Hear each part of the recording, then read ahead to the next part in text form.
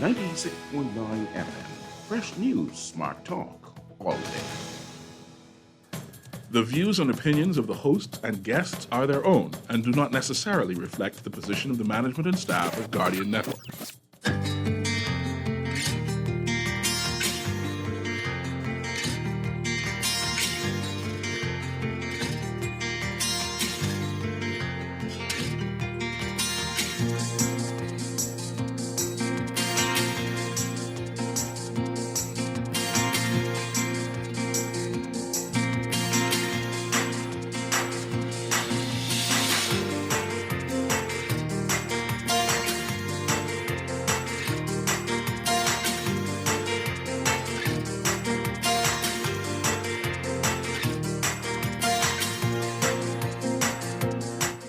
Good morning. The Commissioner of Police says he plans to retire this year.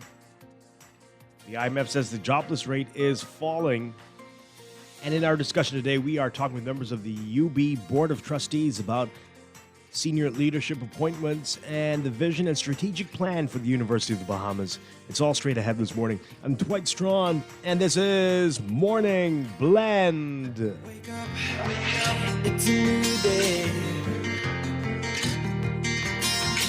Wake up, it's a new day. It's the start of a new way. You know that it's here. It's the start of the end of the old way. Wake up, it's a new day. Wake up, it's a new day.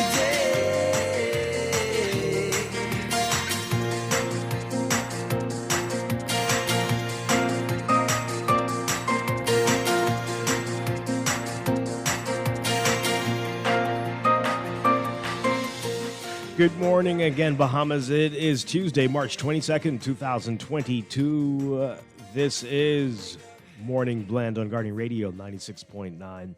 Again, I'm Dwight Strachan. In a moment, Don Sargent will be joining us. Also this morning, we'll be talking with the National Art Gallery of the Bahamas. They have some exciting things going on, including a new exhibit that's opening this week.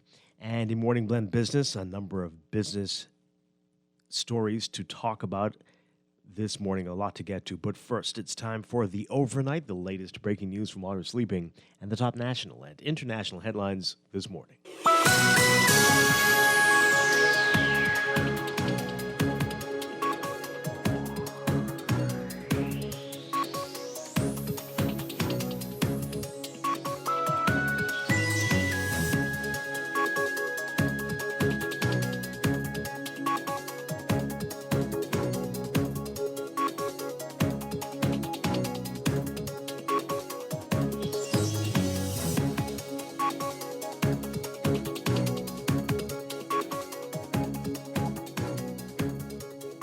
In the overnight, the International Monetary Fund, the IMF, projecting a 13.9% unemployment rate in the Bahamas for 2022. In its staff concluding statement, the IMF said that unemployment was estimated at 25.6% in 2020 and projected at 18.1% in 2021.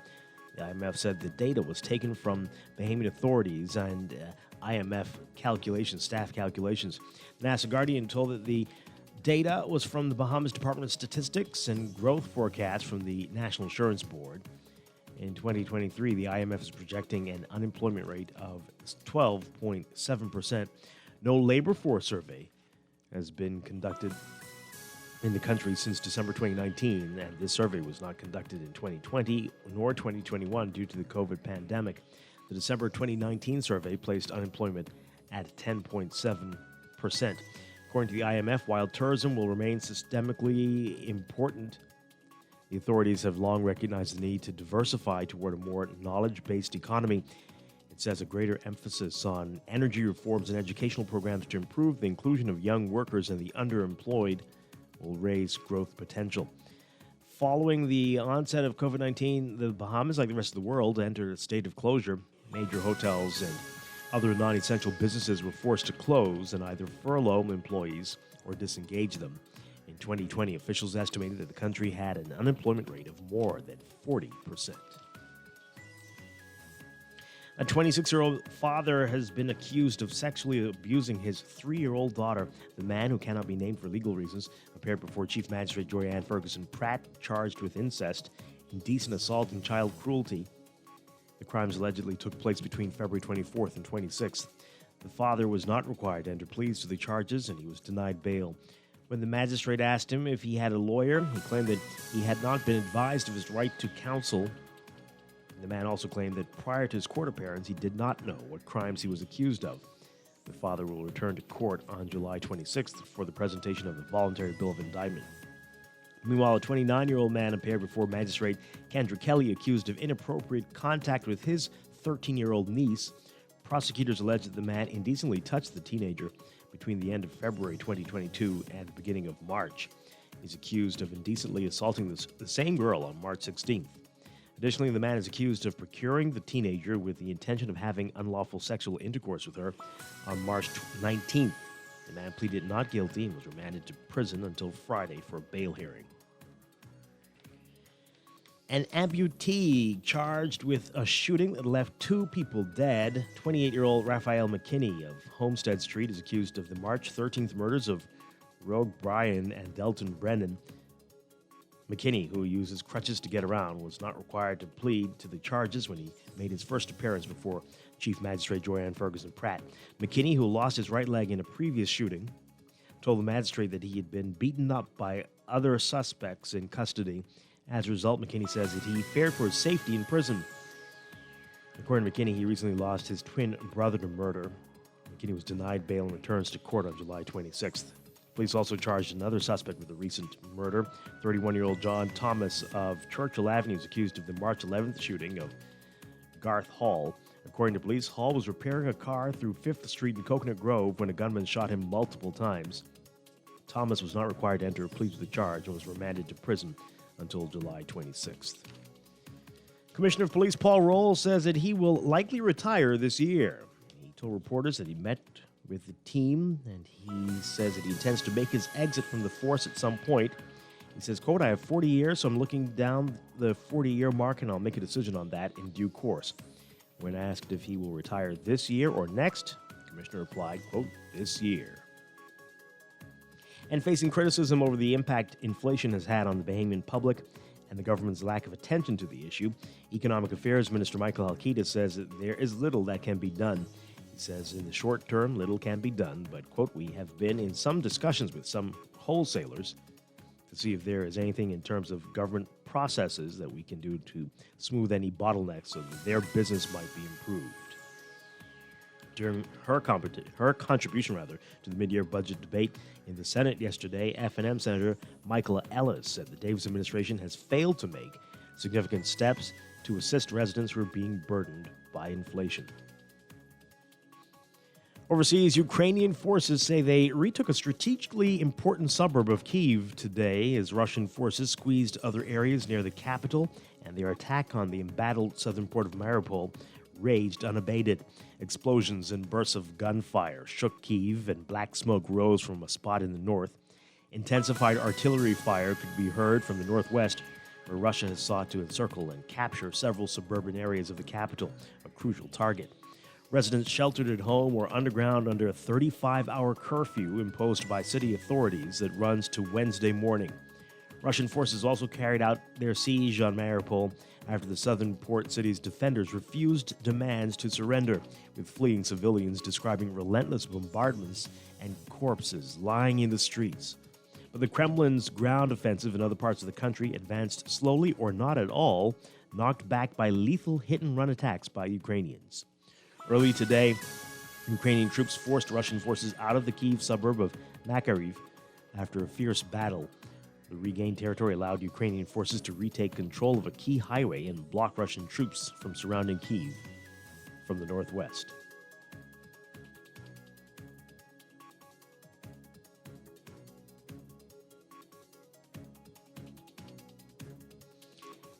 And from Russia, imprisoned Russian opposition leader Alexei Navalny is facing a lengthy prison term on top of the one he is already serving in a trial Kremlin critics see as an attempt to keep President Vladimir Putin's most ardent foe in prison for as long as possible. The court is expected to announce a verdict today. Navalny, who is serving 2.5 years now in a penal colony east of Moscow, has been charged with fraud and contempt of court. The prosecution accuses him of embezzling money that he and his foundation raised over the years and of insulting a judge during a previous trial. Navalny has rejected the allegations as politically motivated. The prosecution has asked for 13 years in a maximum security prison for the anti-corruption crusader and a 1.2 million ruble, or about $10,700 fine. It wasn't immediately clear if Navalny is expected to serve the sentence concurrently with his current one or on top of it. The judge started reading out the verdict early Tuesday morning.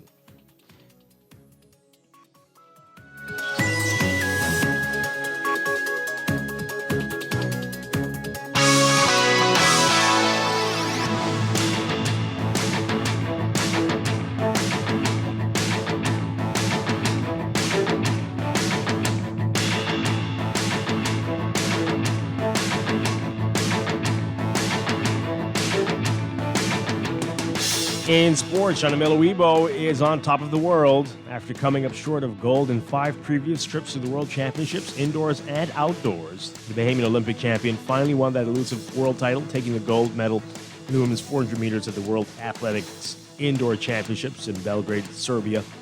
Weibo, as we told you yesterday, clocked in a season's best time of 50.31 seconds, just 100th of a second off the world lead and 1/10 of a second off her personal best.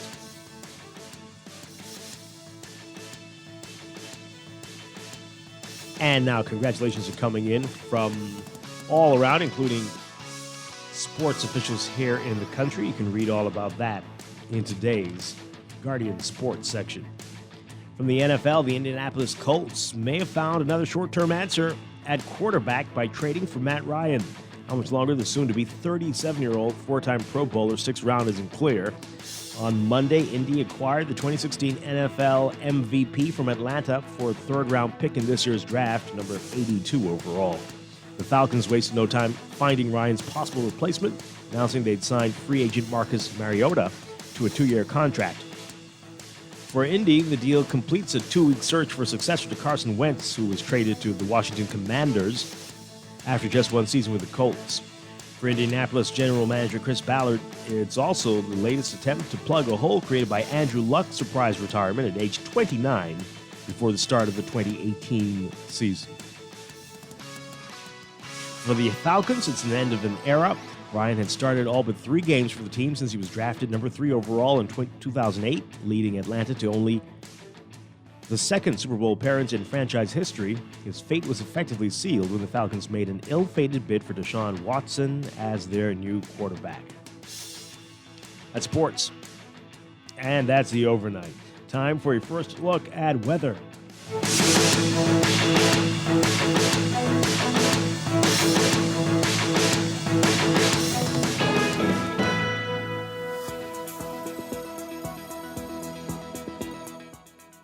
In your weather for today, we've got a high pressure centered just northeast of the area. That's going to support moderate to fresh winds across the islands, while a stationary front near the central Bahamas will continue to dissipate today. Beachgoers and boaters should exercise caution due to the risk of rip currents. And the moderate to rough surf conditions mainly along north and east coast beaches. For all areas today, we're looking at partly cloudy, warm and breezy conditions with a chance of a few passing showers, turning mostly fair and breezy tonight. Small craft advisory remains in effect. Winds east to southeast at 15 to 25 knots, seas 5 to 8 feet. It's currently about 72 degrees right now in Nassau. Look for highs getting up to around 82 Fahrenheit, 28 Celsius today. Overnight lows tonight getting down to about 72 Fahrenheit, 22 Celsius. That's your first look at weather this morning. We'll have your extended outlook coming up after traffic in just a bit. Wake up, it's a new day. Wake up. Listening to Morning Blend. When we come back, we're discussing the day's top stories right here on your home for fresh news and smart talk all day. Guardian Radio 96.9. Start on the end of the old way. Wake up, it's a new day.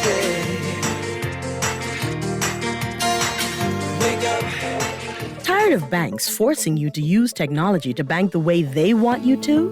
Your convenience is important. So no matter what your banking needs, Commonwealth Bank's friendly staff are always available in branch for that personal one-on-one service. But when you choose technology, our online and mobile banking app offers you state-of-the-art functionality. The choice is yours. Commonwealth Bank. Bank the way you want. Technology serves to make our lives better, so why not your business too? At Custom Computers, we've been maintaining our knowledge and relationships with top tech companies since 1987 and carry only the most trusted brands like Apple, Microsoft, HP, and more. No company has helped more businesses build reliable IT systems than Custom Computers. You name it, we've done it. Call 396-1101 to talk to any of our business experts. Find trust in your tech. Count on Custom Computers. When you're hunting for your first home, it can feel like a lot. With RBC by your side, your home owning journey can be stress-free. An RBC mobile mortgage specialist will meet you almost anywhere, and you'll benefit from flexible repayment terms, lower upfront costs, and cashback where it matters. Pre-qualify to see what you can afford. Start at rbc.com/Caribbean/mortgages. Limited time offer. The Water and Sewage Corporation advises its customers in New Providence and the Family Islands that the corporation will commence mass disconnections beginning Monday, March 28, 2022, on all outstanding accounts and financial agreements. Customers who have not honored their financial agreements are advised to visit their local offices to update those agreements as soon as possible. And all customers are further advised to bring their accounts up to date to avoid the disconnection of their water and sewage services without further notice.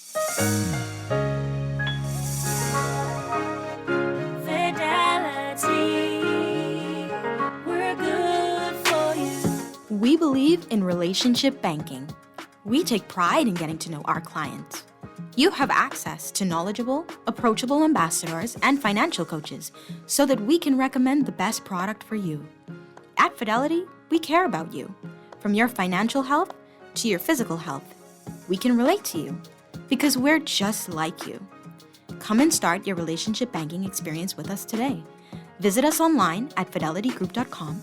Visit any of our branches in Nassau or Grand Bahama, or phone 356-7764 in Nassau or 352-6676 for Freeport.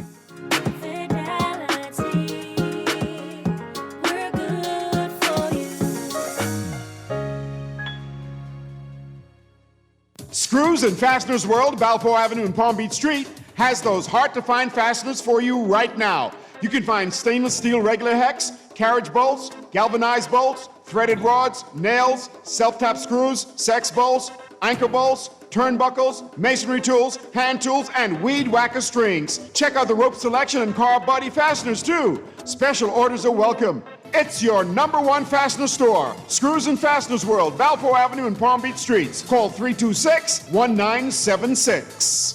It's over 5 years we've been here. Time to review our options. CIBC First Caribbean. Home ownership is a big deal, so move on merrily with CIBC First Caribbean. Switch your mortgage, and you'll get half off the appraisal cost, commitment fee, and more. Enjoy up to US $10,000 toward your switching cost. A peaceful rest. Glad we moved to CIBC First Caribbean. Merrily. Terms and conditions apply. Visit CIBCFCIB.com/move merrily for details. Around the world, Cleveland Clinic is recognized as a leader in healthcare. Our team of experts relentlessly pursues the best for our patients. From groundbreaking cancer research to state-of-the-art heart surgery, life-saving innovations happen here every day. When it's time to travel for your health, it's time to travel to Cleveland Clinic. Your destination for care, for every care in the world. To learn more, visit clevelandclinic.org/Caribbean. Wake up, it's a new day. Wake up, it's a new day. It's the start of a new way. You know that it's there. It's the start of the end of the old way. Wake up.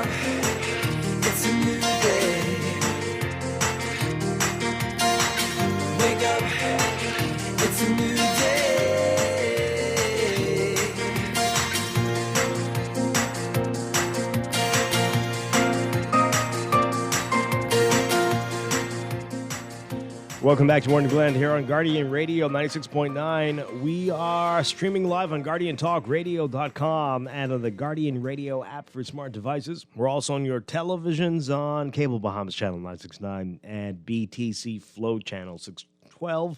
Once again, I'm Dwight Strachan. Joining me now, Don Sargent. Don Sargent, good morning. Morning, Dwight. It's been a while. Good to have you back with us. Yes, it's good to still be alive. Okay, wonderful stuff.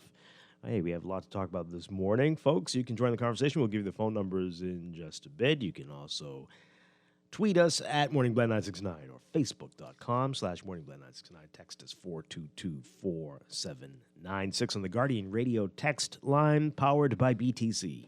Again, that's 422-4796. Remember that standard text rates apply.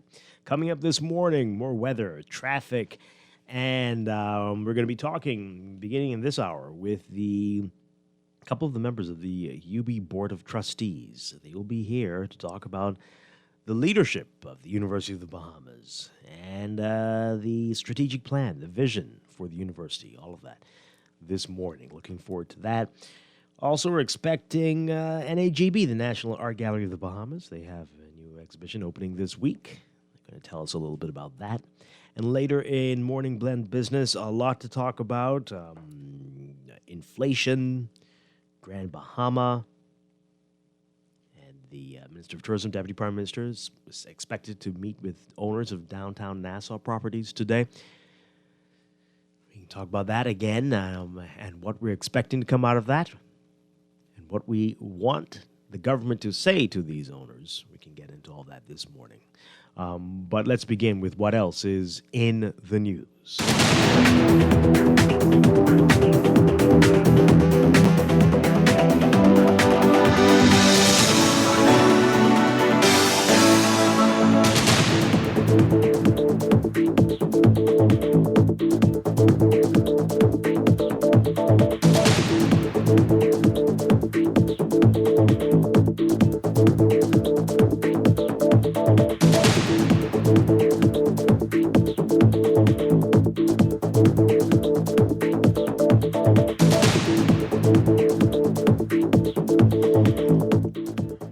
And in the news, the headline in the Nassau Guardian, the IMF predicting that the jobless rate is falling. No surprise there, though we haven't done any labor force survey, but we know what happened 2 years ago when half the country basically stopped working, and we are slowly getting back to normal. Normal, is that the right word to use here? But yeah, so obviously that would be the case. It's still kind of high, though. They're predicting, the IMF projecting an unemployment rate of 13.9%. 13.9%. So pick up today's Nassau Guardian to read more about that. They are predicting the economy to return to pre-pandemic levels next year. Next year. And they're also urging the government to invest in knowledge-based jobs for growth. Okay. Also in the news, the police commissioner, Paul Roll. We hadn't seen him for a couple of weeks. We had Clayton Fernander acting as commissioner. And so he was asked about this. What is your future looking like with the RBPF? Take a listen to this report from our Jared Higgs to hear his responses. We all serve in the police force for 40, and I'm nearing that time. Roll was asked about his future plans on the sidelines of a police event at a local nursing home. His comments on his future come a week after Deputy Commissioner Clayton Fernander acted as commissioner. Whenever the commissioner is out, the next senior person will act as commissioner. And that goes without saying. Roll was appointed commissioner on March 30th, 2020, just 2 weeks into the pandemic. His leadership was marked in part by the enforcement of pandemic rules meant to prevent the spread of the COVID-19 virus, but that some criticize as being harsh on ordinary Bahamians. Another top issue during his time in charge was the prevalence and handling of police-involved shootings. Roll was criticized for referring to the 13 people killed in police-involved shootings in 2021 as idiots. Meanwhile, 4 officers were charged for a police-involved killing that took place in December 2021. Responding to questions from reporters about when he may vacate the post. Roll says he already had a conversation with the force's leadership.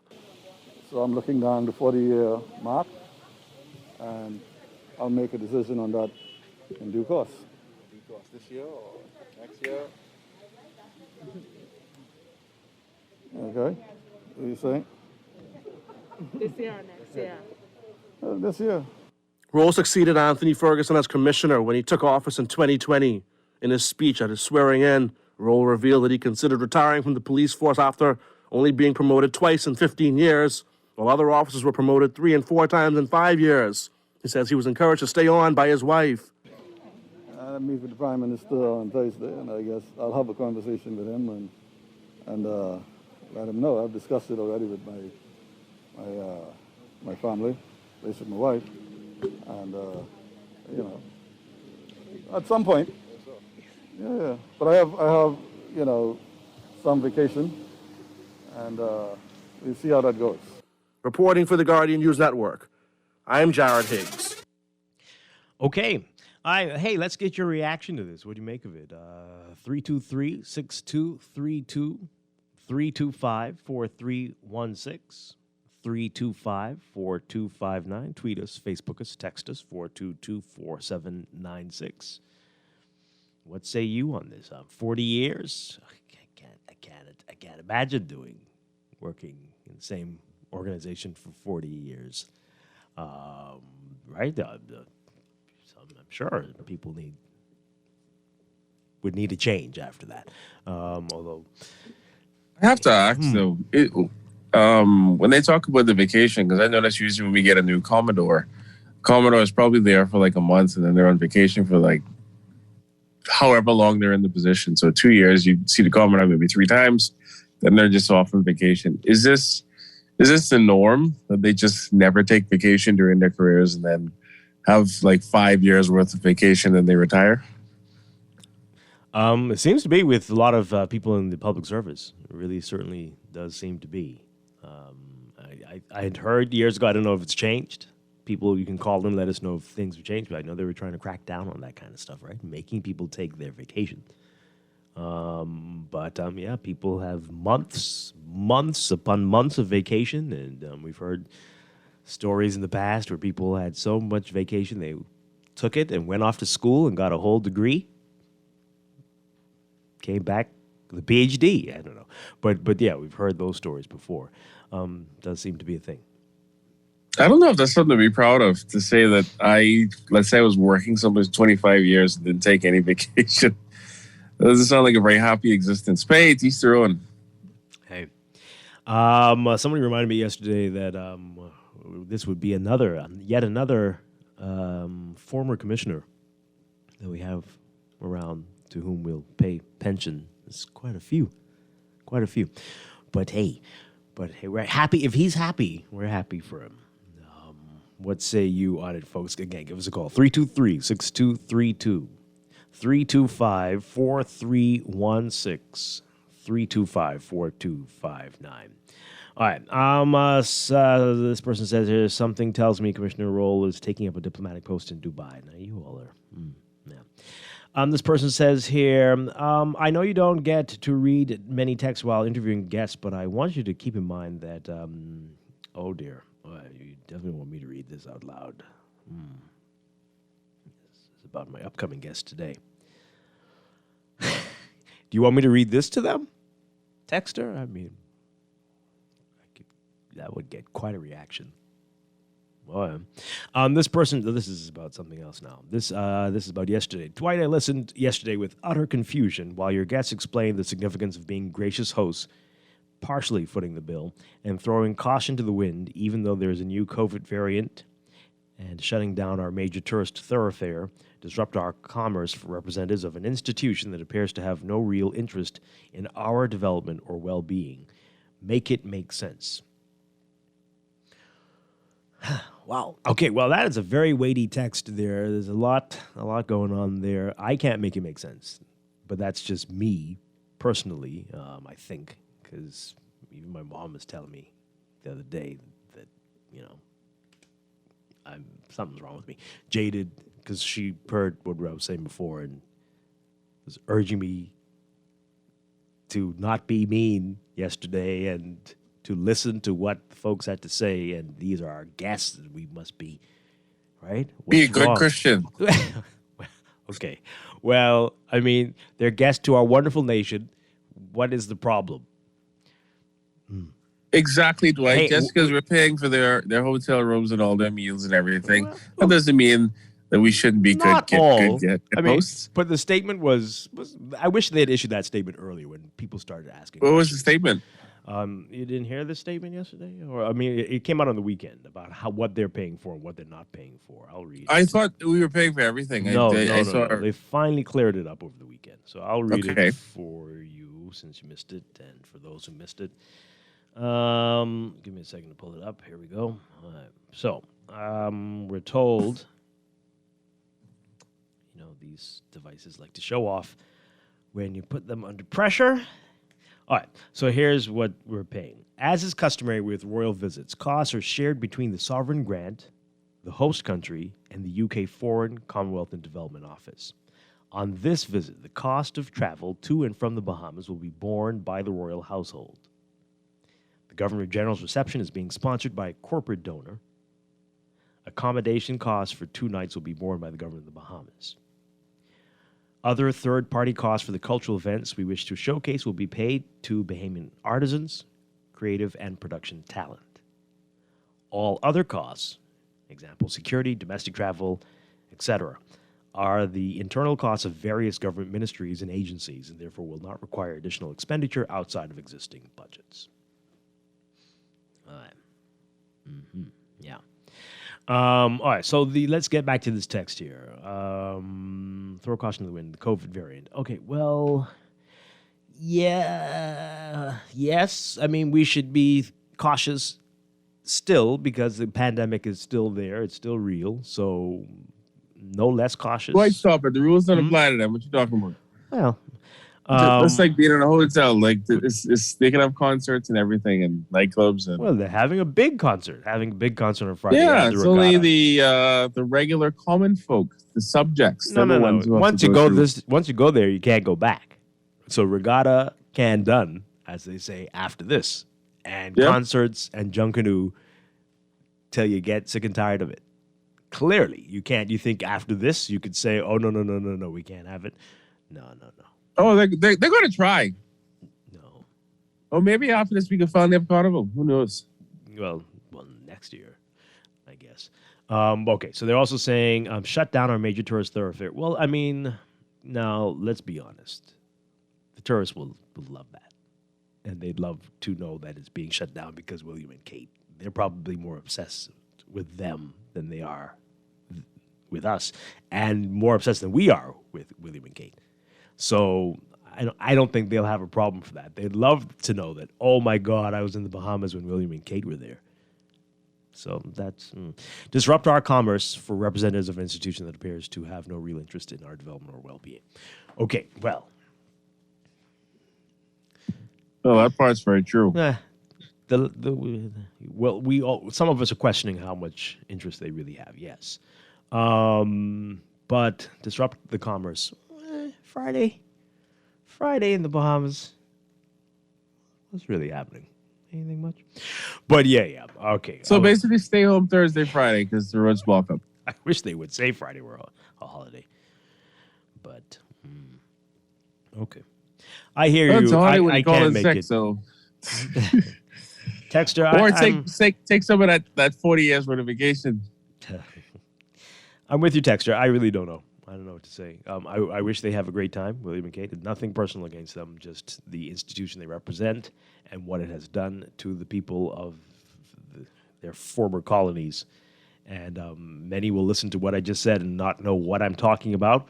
And like, why don't you shut up? That's what they're thinking. And yes, you have proven my point. You've proven my point. All right. Call in about that. If you have something to say, 323-6232, 325-4316, 325-4259. Tweet us, Facebook us, text us, 422-4796.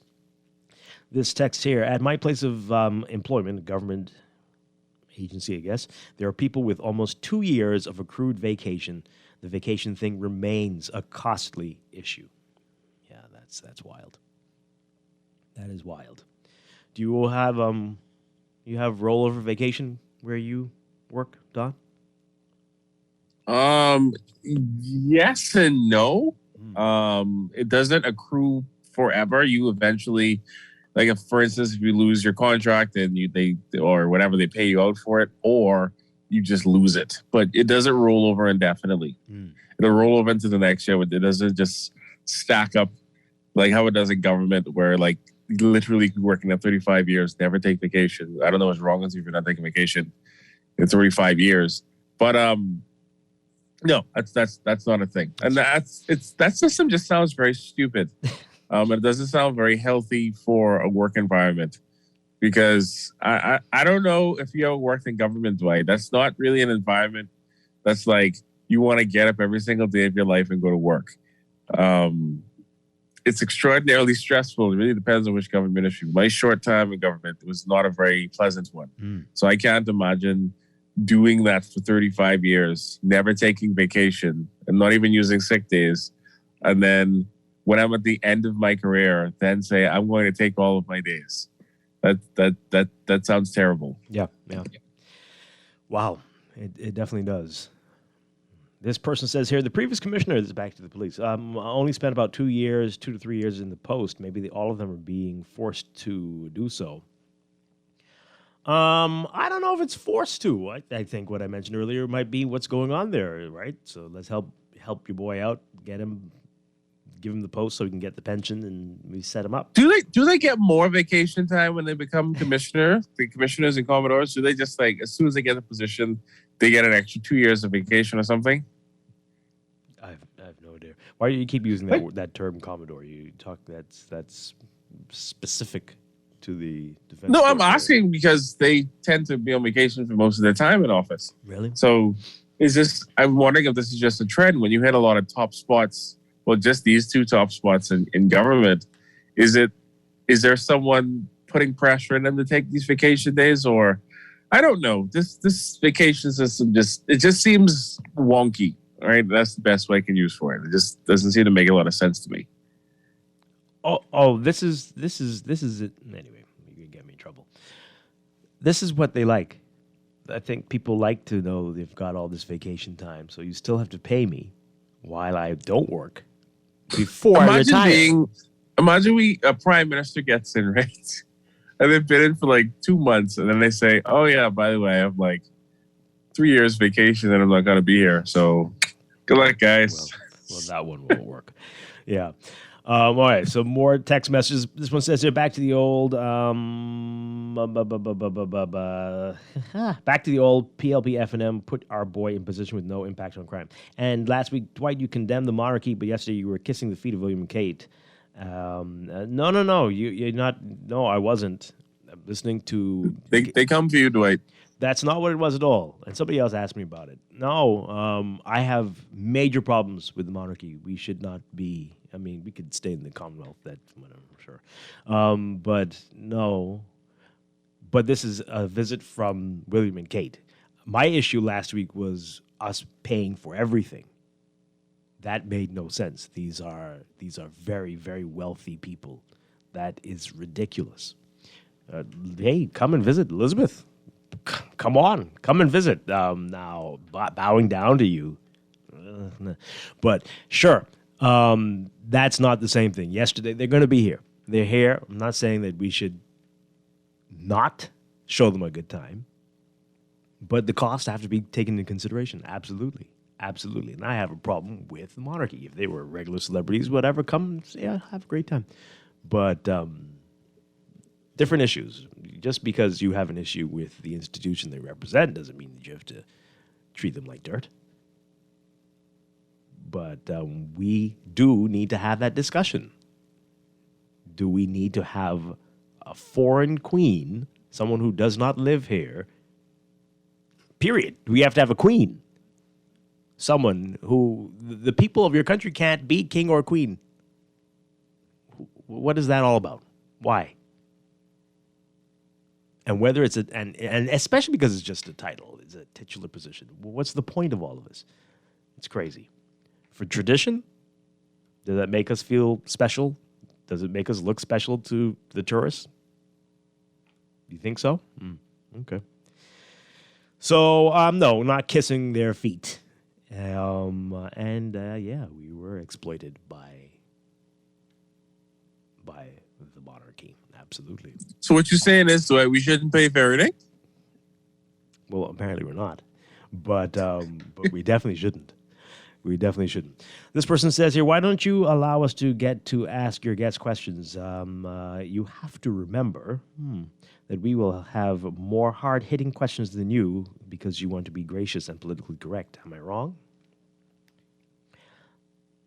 I guarantee you won't be asking a question. It'll be some other people. Dwight, they come with you. What's going on? I don't know. You do something yesterday. People say that, but when we open the phone lines, it's somebody talking about, you remember what you said to me in 1982?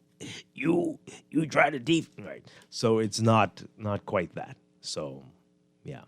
Well, I got to go listen to the show from yesterday. Clearly, you say something, you make it a lot of people angry, and I want to see what this is. That's every day. Every day.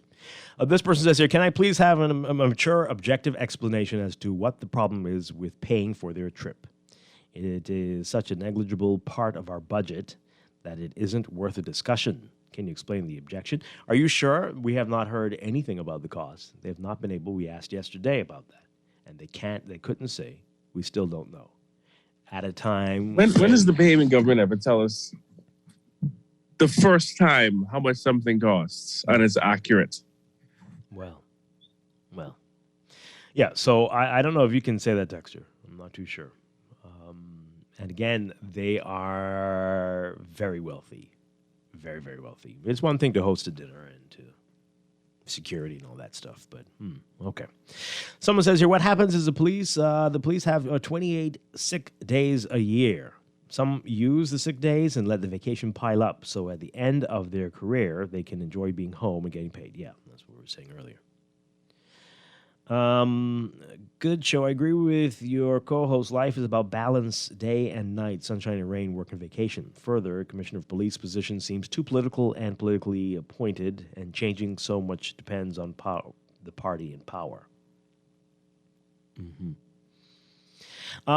one says here, if a different head of state from another country visited, it would be an official state visit. We would still be footing the bill. It's a customary accommodation of international relations. I think the problem isn't that about heads of state in this case. It's the problem that this is literally the royal family is literally our former colonial overlords. A lot of people take issue with that. A lot of Bahamians' opinions of them have changed over the years. Most simply just do not care or want anything to do with them. I think you'll find Bahamians who are older have a different perspective to this than those that are younger. Now, as to what is the issue with it, I think it's also with messaging, Dwight. As we've been told over and over again that we broke being out of money for this, and then time and time again, we just see big bills for things pop up, whether it be stadiums or whatever the situation is, cost overruns and expenditures. Journalists ask questions, can't get answers, then they eventually get answers, then the answers outrage the public. So it's just time and time again hearing the same thing, and then I'm just saying the optics of it are not great. And then considering I saw that whole article, I can't remember the name of the British newspaper and they spoke about purpose of them coming for this this Jubilee situation is also to, build a little bit of relations with some of the Commonwealth Caribbean countries in the hopes to dissuade them from following the footsteps of Barbados. And it's like, that just sounds like more colonialism to me, or post-colonialism. I'm not a fan of this. Like, what they represent is not something I think this country needs more of. If anything, it should be something we should be running away from. But that's just my opinion. Absolutely. And the texter who says it's any other head of state. Yeah, but this is not. This is the grandson of the head of state. Right? So what now? Right. Also, and the other things, as you say, optics, right? Some of the other things that we're doing, like, why do we do this for other people but not for us? Someone's pointing out how the roads are getting paved. Roads paved. I saw street sweepers on Nassau Street sweeping the street, and I was like, wow, that's amazing. If only we could do this all the time and not just when the royal family are coming. Yeah, William 'Cause Cage should come once a month, and then the They place should would be live great. here. I think if they lived here, everything would get fixed all the time. We should put them up in Albany. Well, no. Put them right on Carmichael Road. This person says here, the domestic entrance to the airport has been paved. Thank you, William and Kate. That road was horrible. Well, this other text here. Yeah, you were kissing up yesterday. Wow. The guests yesterday don't have anything to do with. They were organizing the trip, as in what they're going to be doing while they're here. So they weren't William and Kate. So come on, folks. Well, it's clear people are upset about this. I mean, anyway. Nope, say it. No, say it, I say can't say anymore. Let's, behind the scenes. Anyway, as this one says here, it is discrimination if you are not promoted for 40 years. This is back to Paul Roll. Vacation, according to the general orders, is approved at the exigency of the service. Okay. Another one, this one says, I've worked for government and vacation is granted to people based on the needs of the service you work. If they say they need you, your vacation request won't be granted. And if after working for nearly 40 years you are on a regular basis denied vacation because your service needs you, it is easy to rack up weeks and months of vacation time. As a side note, there are few people in the public service that genuinely love what they do and don't want vacation or don't take vacation for the love of their service. Okay, well, we salute them. I think if that were, I could understand, because I think someone texted her and they said that people rack up 28 sick days. I would burn through my sick days if that were the case, because going to work every day is okay. For doing it for 35 years, I couldn't do it. I have to take time off. And if you gotta get your vacation days, I hope they're burning through the sick days. But that sounds painful, man. Wow. Okay. Okay.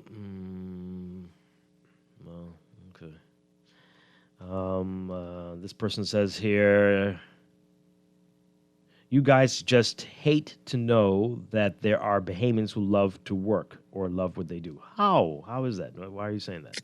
We're not saying that. I'm just saying. All right, Tex, I'll ask this. Do you think voluntarily you could work 40 years straight and never take a single vacation day? It's not healthy. Mentally, that really isn't a good thing. Really isn't. And then sick days. Okay. See, I'm the opposite. I haven't taken. No, let's say that you stay healthy. You don't take any sick days. You just go to work and go home. How's that? 40 years straight. That could happen. Yeah, Oh, I know people that have done it. I mean, there are people who don't take sick days, but they're going to be sick. I haven't taken a sick day knock on wood, since I've been here. You haven't? You haven't taken a single sick day? No. I've done this show. I don't think sick days roll over. On the verge of death. You don't know. Sometimes people hear it and say, "What's going on with your voice?" But man, I've been close to the edge. But yeah, just get some Robitussin, man. Right. It's just so. But okay. But then the vacation. Living in Buckley is. Yeah. Let's take this call. Good morning, caller. You're on the air. Yes. Good morning. How are you doing? Doing well. Great. I just thought I would call in and weigh in on this vacation time that you are discussing. I'm an air traffic controller, and I just want to say that for over 40 years, it has been a strain to get vacation because of the fact that we have been terribly undermanned for that length of time and even longer. Wow. And so you can clearly see why it is that persons who, in situations such as we have been, cannot get vacation on a regular basis. For example, based on our structure, we have 5 weeks vacation a year. We were limited for many decades to only having to take 2 weeks per year. So therein lies the problem, and that is how we are able to accumulate such a large amount of vacation time. And that's why it does weigh in. Okay. So you can know from somebody who is living that. Yeah. Where we have persons in air traffic who have up to 400 days of vacation time accumulated. My goodness. So what impact does that have on you, physically, mentally, not being able to take a break? Well, for the most part, a lot of people are burnt out. But we have been we have different coping mechanisms. while it is true that you're still working lengthy times, the fact is that we do have rest breaks while we're working on the job itself, and we have rooms where a person could go and relax themselves. It's a family type environment for the most part in air traffic, so we find ways and means of alleviating most of those stress by doing a whole lot of other things among ourselves and our families. Wow. That's disturbing, and you're doing such a very serious job there. We need you. We need everybody to be so alert. And But most of the times when you see that amount of vacation time built up, it has a lot to do with the service that is being rendered and the fact that those departments in government are terribly undermanned. Yeah. Okay. All right. Okay. Thank you very much. Hope. No problem. I don't know what to tell you. I hope that resolves itself. We'll be getting more staff. Yeah, that sounds like that's kind of abusive, man. Like, I'm not blaming the staff at all. I'm just blaming the situation to be in, because that has to tremendously suck. I actually kind of know what it feels like, the 5 vacation days or just time off, and then you just can't. Just things come up. You got to do things, and your skills or your services are in high demand. So I know exactly how that feels. But to be in a situation where you got 5 weeks vacations when you can take 2 because of low understaffing, that could be demoralizing, right? And I understand. I can't speak for every government department, but I know of some persons who are administrative works who are in very similar circumstances and wanted to take vacation for years. I just plain and simply couldn't. But I didn't think that was like a thing that happened in every government ministry, because I have met people that legitimately do not want to take vacation, who are workaholics. But I wouldn't think that those people represent the majority in the case. But that's truly unfortunate. It really goes to make me say the same thing I always say, is just we should just pay people a little bit more and make sure that places where you need people should be fleshed out with enough staff to get things done. Because I've also seen government departments where they have too many people, or too many people that cannot do certain things or that lack certain skills. And so the pressure falls on the ones with the actual skills. Of course, that's not every single government ministry or department. And that's always been a massive deficit we've had within the public service, which leads to these sorts of issues. But we should be formulating some sort of plan to, come out of this situation rather than just continuing this on for another 40 years. Oh, okay. What do you think, Dwight? Oh, absolutely. Don't hold your breath. This is what we do. Not, this is what we do. Yeah. You know? So we got to take a break. We'll be back with more. This is Morning Blend on Guardian Radio 96.9.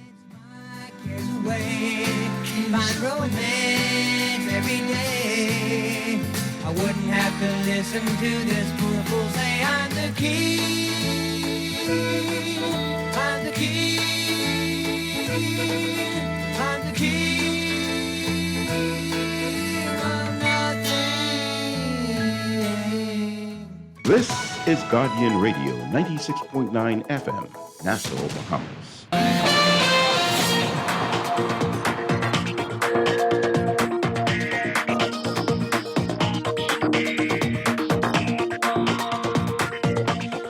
7:41, time for your first look at traffic for this morning, brought to you by RBC Royal Bank. In your real-time traffic, we're seeing heavy traffic on Milo Butler Highway, as usual, from south of the Fire Trail roundabout all the way up to the Tonic Williams Darling Highway roundabout. That's going to be your northbound lanes there. So traffic is backed up along Fire Trail eastbound and along Tonic Williams Darling Highway westbound mainly. Gladstone Road looking better for you, just north of Fire Trail in the northbound lanes to JFK Drive. And Carmichael seeing some building traffic eastbound to Blue Hill Road. Blue Hill Road also seeing some heavy traffic from south of St. Vincent Road all the way up to the roundabout with Independence Drive, especially north of Soldier Road. And Independence Drive is backed up westbound already at this hour. We're seeing building traffic on Carmichael westbound as well as you make your way toward Coral Harbor Road. Elsewhere, we're seeing building traffic near Soldier and East Street, Soldier and Windsor Place, and at the intersection of Soldier, Bernard, Wolf, and Village.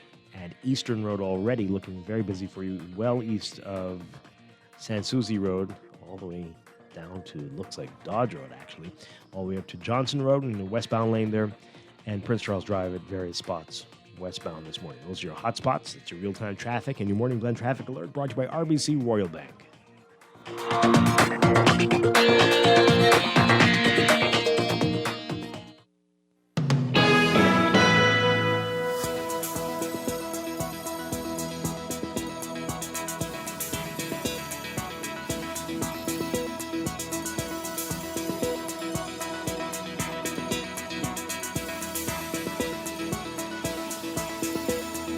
Time for another check of your weather for this morning, brought to you by the Pan American Health Organization. We've got high pressure centered northeast of the area that will support moderate to fresh winds across the country, while a stationary front near the central Bahamas will dissipate today.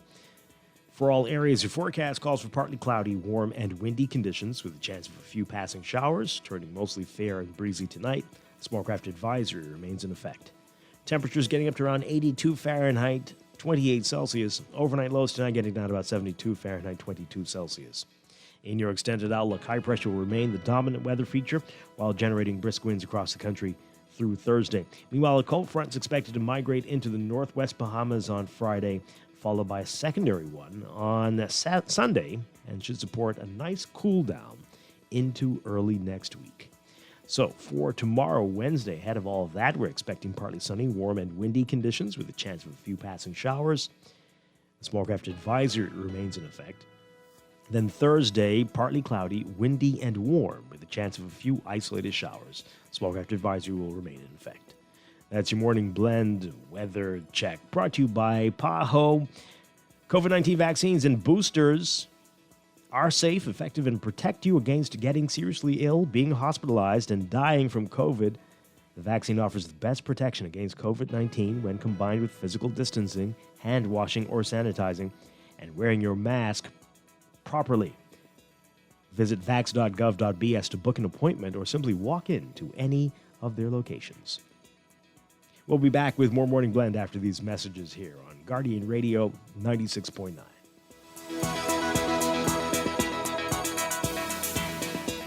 Paying your share of the bill?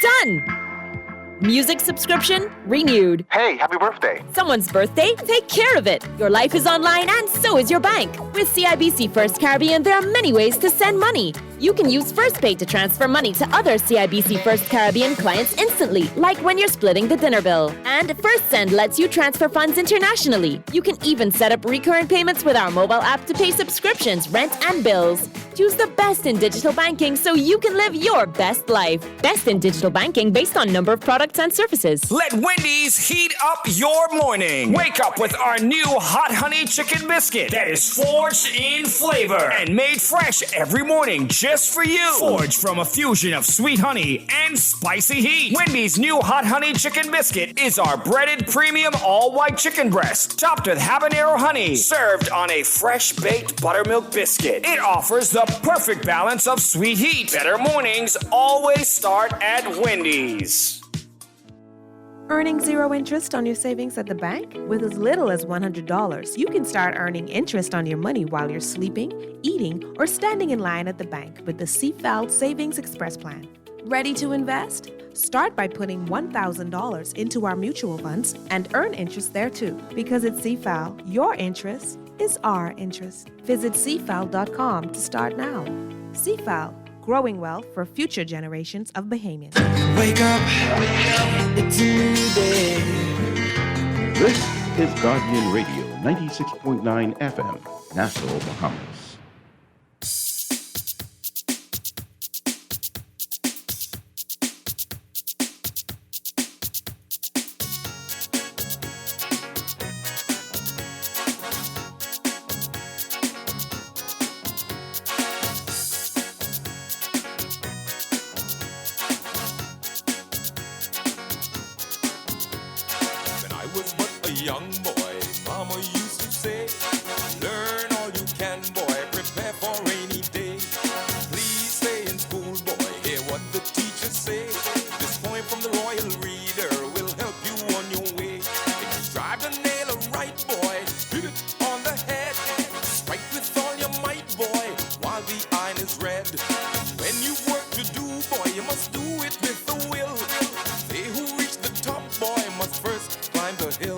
Standing at the foot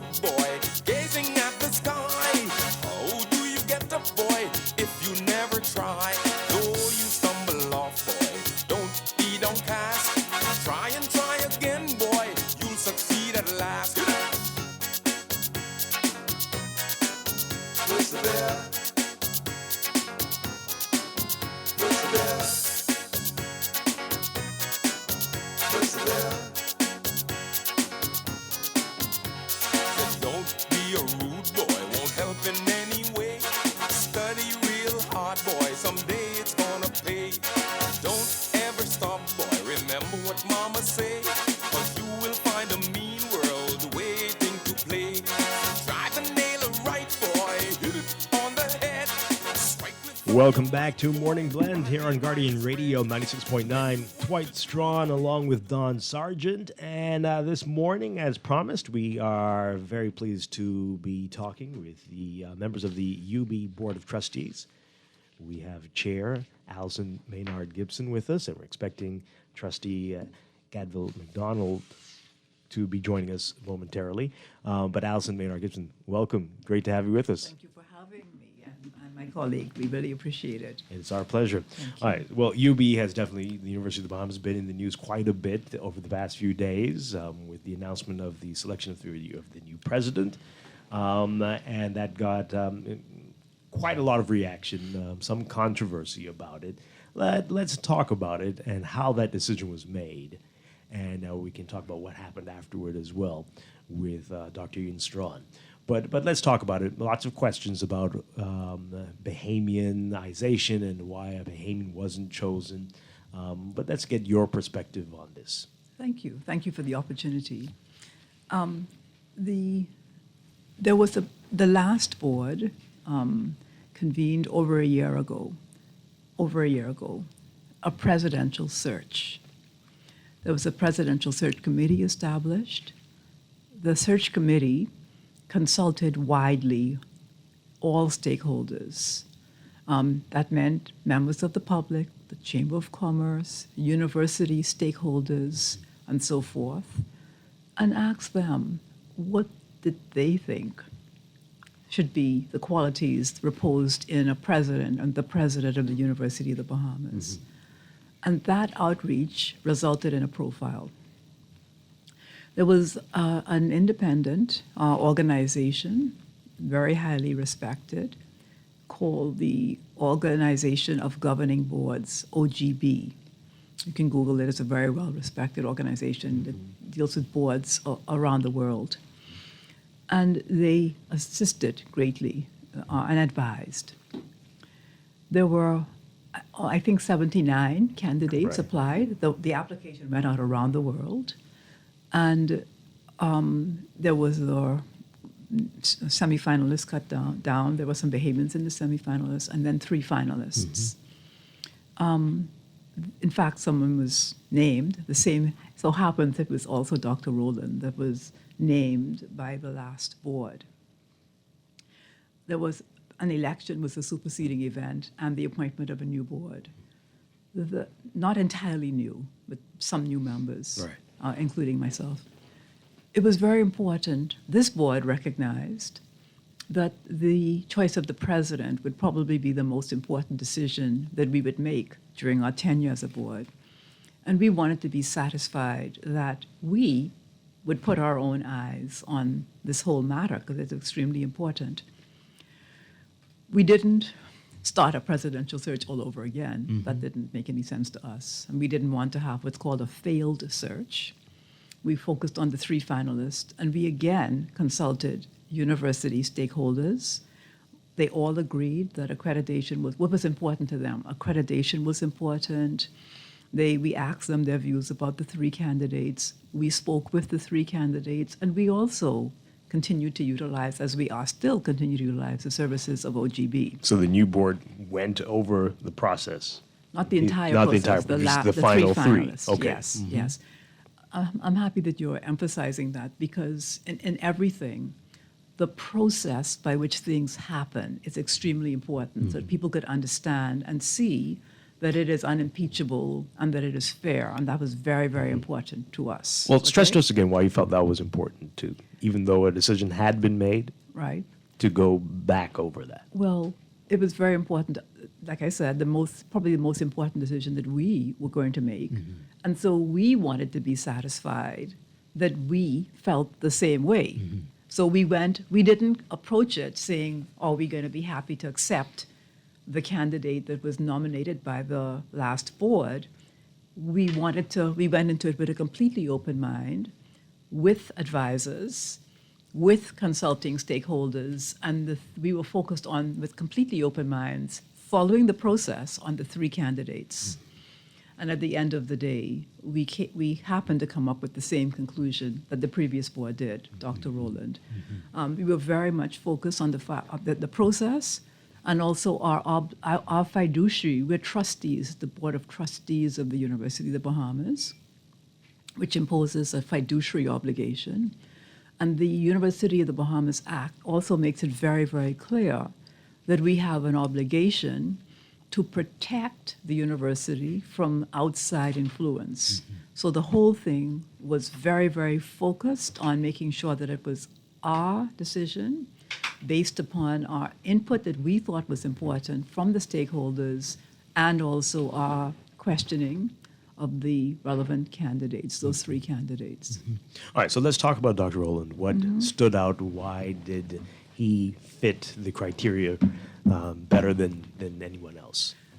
I want to be really careful that what we say is not, why not somebody else? So when you say better than anybody else, that really isn't something that is a part of a process, right? We would just like to focus on what stood out with Dr. Rowland. Okay. That's Fair okay, enough. if that's okay Fair with enough. you, okay? Sure.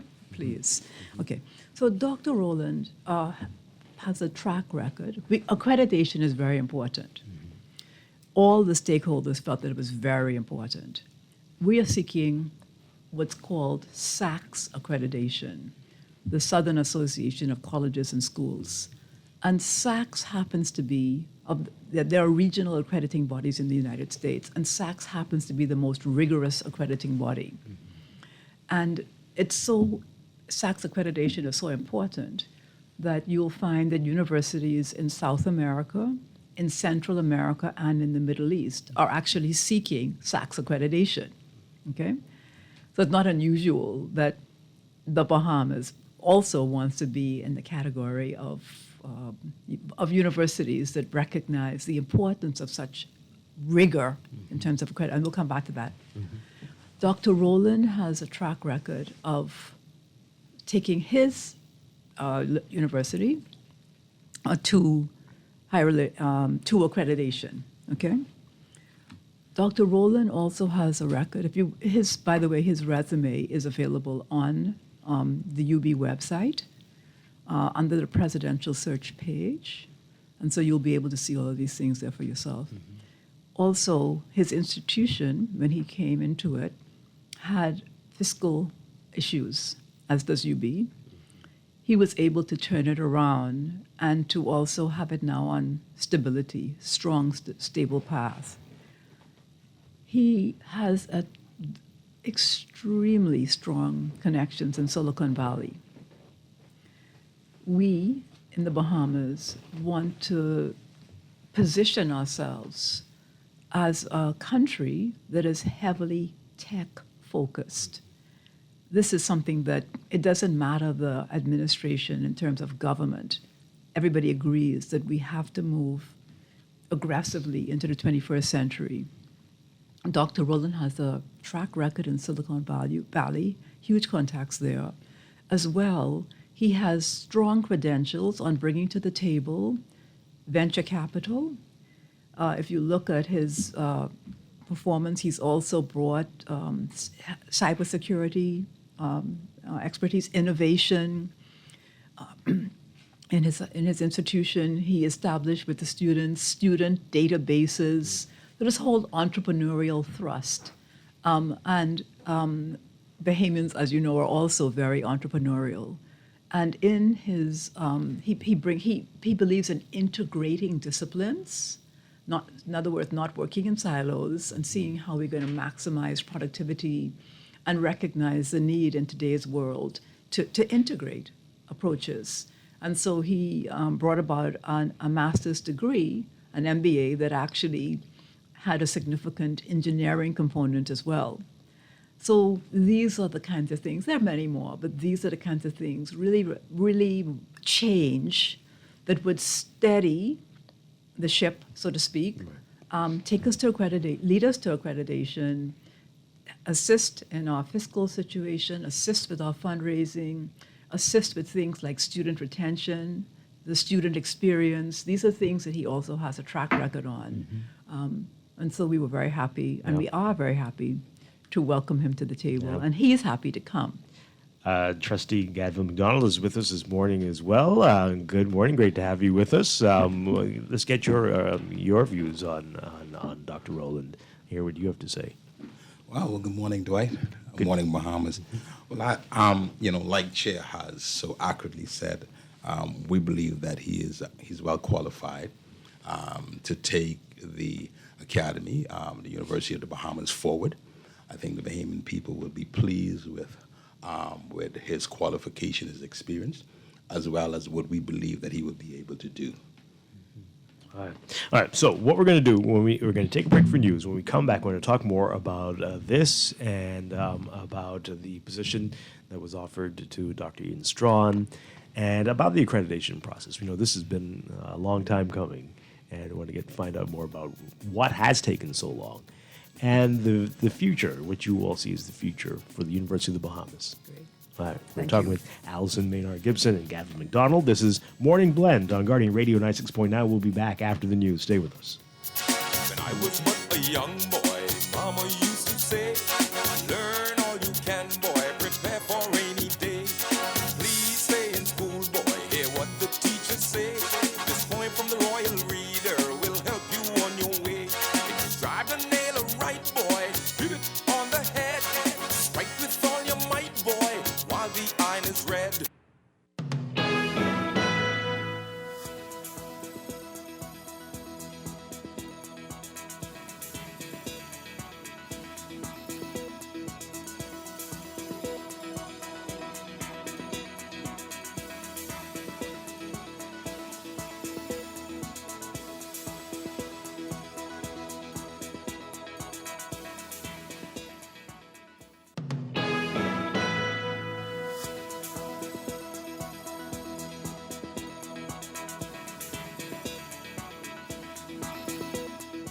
Welcome back to Morning Blend here on Guardian Radio 96.9. We're streaming live on GuardianTalkRadio.com and on the Guardian Radio app for your smart devices. We're also on your televisions on Cable Bahamas Channel 969 and BTC Float Channel 612. You can tweet us at Morning Blend 969 or Facebook.com/Morning Blend 969. Text us 422-4796. And now at 8:23, time for another check of your weather for today, brought to you by Bahamas First Insurance.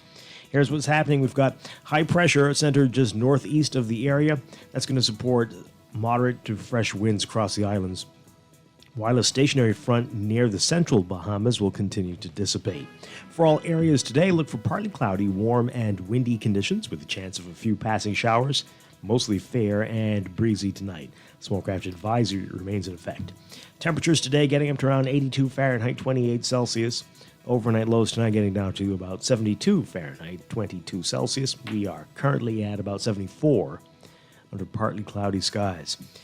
In your extended outlook, high pressure will remain the dominant weather feature while generating brisk winds across the area through Thursday, and a cold front's expected to migrate into the northwest Bahamas by Friday, followed by a secondary cold front on Sunday, which should support a nice cool down into early next week.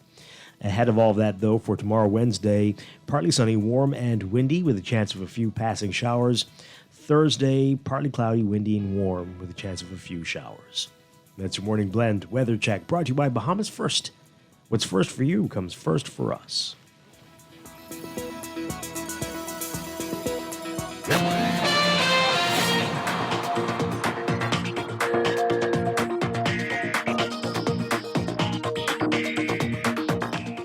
And at day 24, time for another check of your traffic for this morning. In your real-time traffic, we are seeing some heavy traffic on Tonique-Williams-Darling Highway. The traffic is westbound, backed up quite a ways from the roundabout with Milo Butler Highway.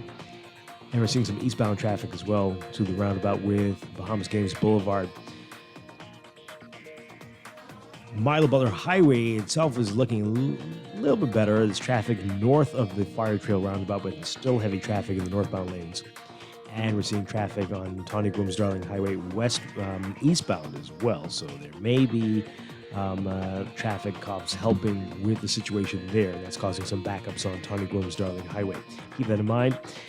Gladstone Road looking better for you. Traffic's only about midway between Fire Trail and JFK Drive, the northbound lane. And Blue Hill Road is busy for you as usual from St. Vincent Road up to the Independence Drive roundabout, especially north of Soldier Road. Independence Drive backed up both directions, west and eastbound, at this hour. Elsewhere, we are seeing heavy traffic on Eastern Road, westbound from east of San Souci up to Johnson Road and Bernard and Soldier. Bernard Road westbound mainly, and Soldier from the Robinson Road intersection up to the intersection with Bernard Village and Wolf. Heavy traffic in the northbound lanes for you today. Other spots include Soldier Road, especially near Windsor Place, and Prince Charles Drive near the major intersections there. That's what we're looking at. That's your real-time traffic and your Morning Blend traffic alert brought to you by RBC Royal Bank.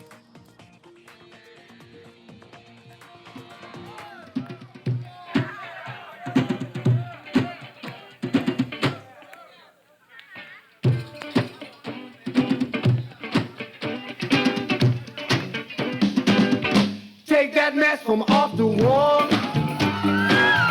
Give that baby back its ball. Leave other people things alone.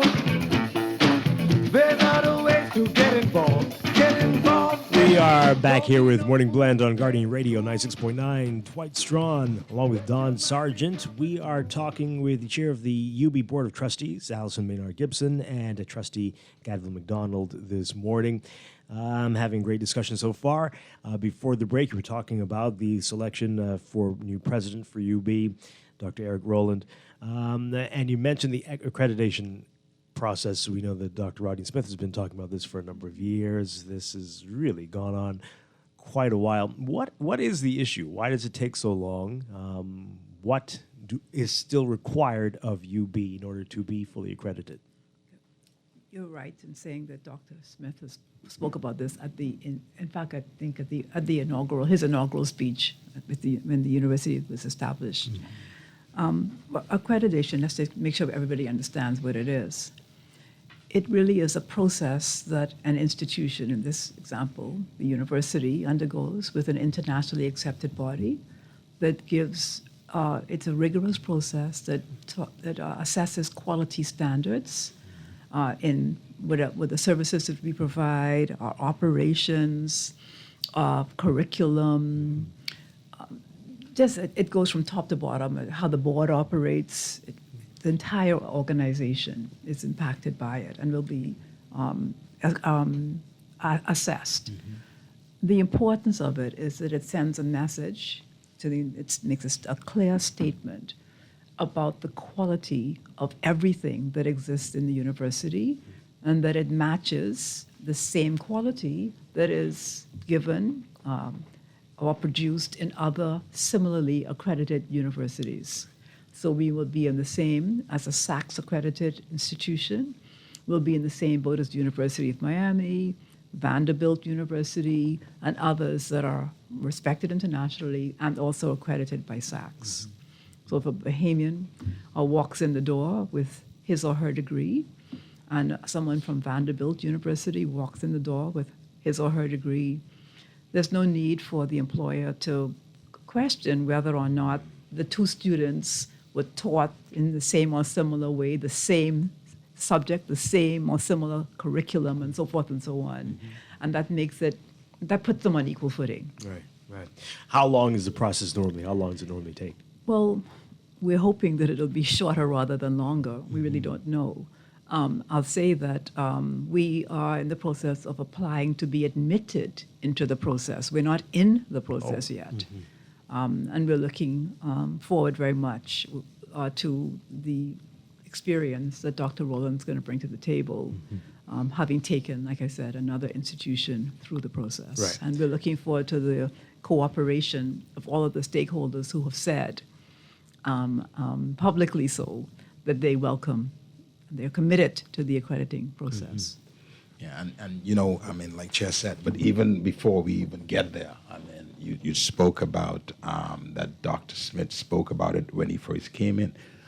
It's a long, rigorous process. I mean, and you have to make sure that the institution is up to par. There are certain things that you need to do just to make sure that once you enter, that you can progress through the various stages.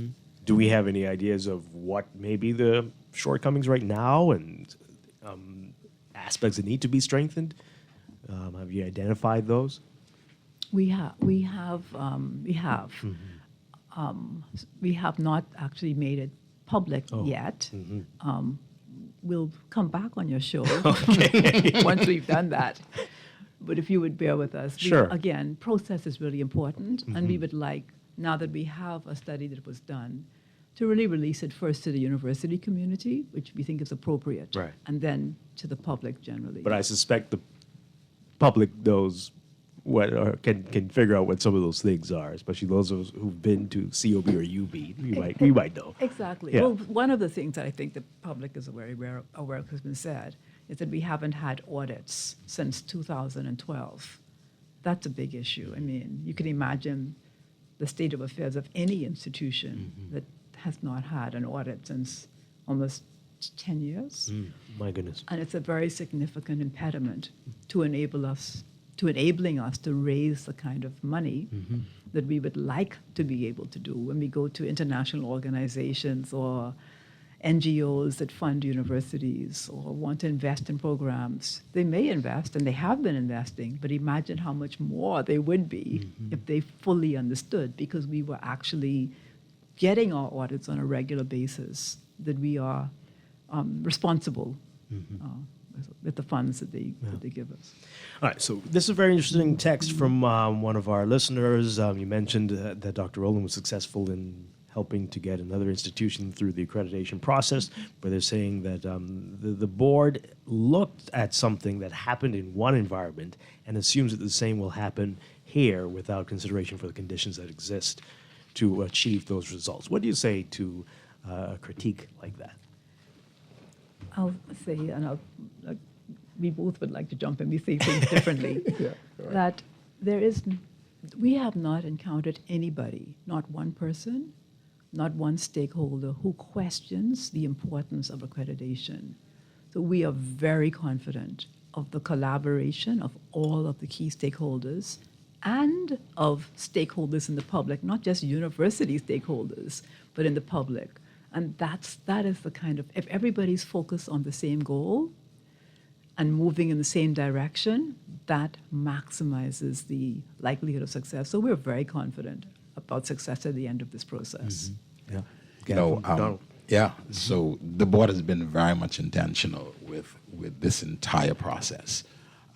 We have spent weeks going over the whole process and having rigorous conversation on it, engaging each other, listening to stakeholders, etc. And so we are pleased with the choices it's made, and we believe that is a choice that will further the development of the University of the Bahamas in a big way. I'd also like us to, those who are listening, to go on the website and look at the membership of the board. It's a very diverse board comprised of people who are alumni of UB, all Bahamian, alumni of UB, who, alumni of UB love UB. Absolutely. You are an alum, okay?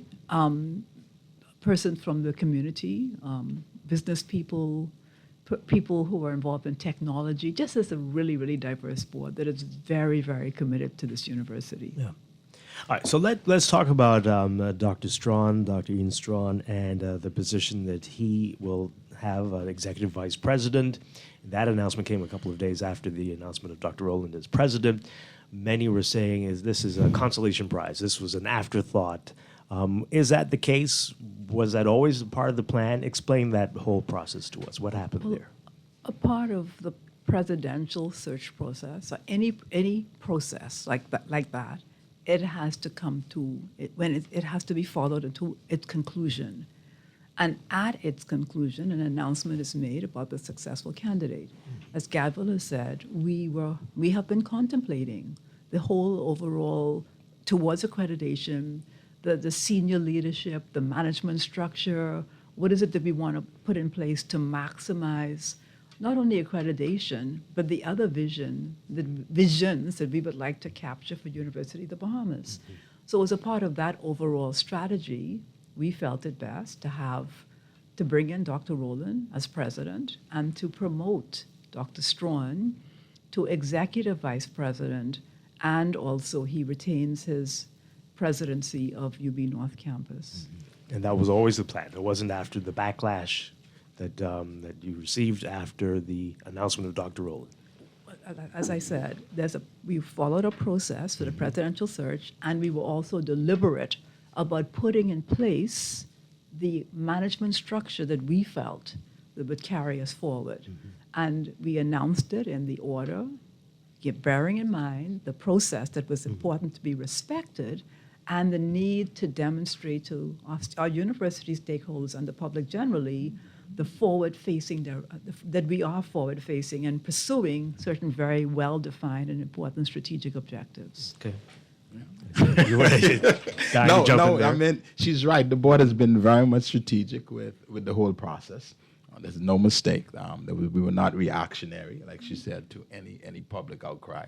I think we took those. I mean, the public was speaking to us all along. We had stakeholders who we consulted straight through. And so we know what the downside of certain things would have been. And so for sure, all of that went into the consideration. So the board was very much deliberate.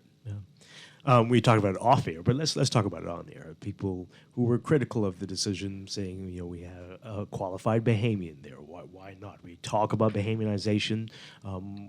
Did you not believe that the Bahamian would have been able to achieve the things that you were looking for in the position as president? Let's get your reaction to folks who are saying that we only say these things when it's convenient.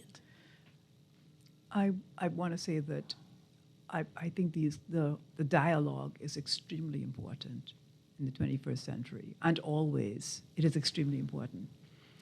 We in the academy are supposed to examine these issues that come up in our society, in our community, and a part of the statutory, in the statute that establishes University of the Bahamas, is to drive national development. This dialogue that is these concerns that are come to the surface right now, we've already spoken to Mr. Zhivago Lang, former Minister Zhivago Lang. He is the head of the Government and Public Policy Institute at University of the Bahamas, and have asked him to convene national discussions about what does Bahamianization mean in the 21st century. We think that it's extremely important that dialogue continue, and in the context of the academy, because the outcome of it will help to shape national development, drive national development, which is one of our obligations under the Act. What did you think? Oh, absolutely. The idea that we have brilliant individuals at the University of the Bahamas is undisputable. But what we have to do as an institution, like Chair said, is for us to continue on with the conversation about what Bahamianization is all about and how does that look in the broader context. But what I believe the public could be assured of that the board has been very much intentional with making sure that the university would be in the best position as we move forward, but also that we build what we call capacity, overall capacity at the institution, so that at the end of the day, that we would have a cadre of choice, a number of choices as we move forward. You talked about it when you announced Dr. Strachan about what his role will be, but let's talk about that. What will be the difference between what the president's responsible for and the executive vice president? One of the things that I think is extremely important to note is that in the absence of the president, the executive vice president acts in his stead, okay? And also we are now sitting as a board, and especially in the context of accreditation, defining as a part of the transition process as well. Transition isn't only from one president to another, but transition into where we would like to see the university go and how it is positioned to go there. So again, I said OGB earlier, it's AGB, consulting with AGB.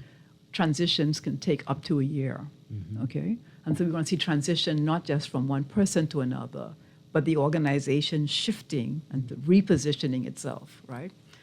And then also, importantly to note also, is that Dr. Strachan is retaining his position as president of the UB North campus. And you'll have already heard him say that it is the vision for that campus to become a STEM campus, science, technology, engineering, and math. We will be tapping into Dr. Rowland's experience in this arena so that we can accelerate that process.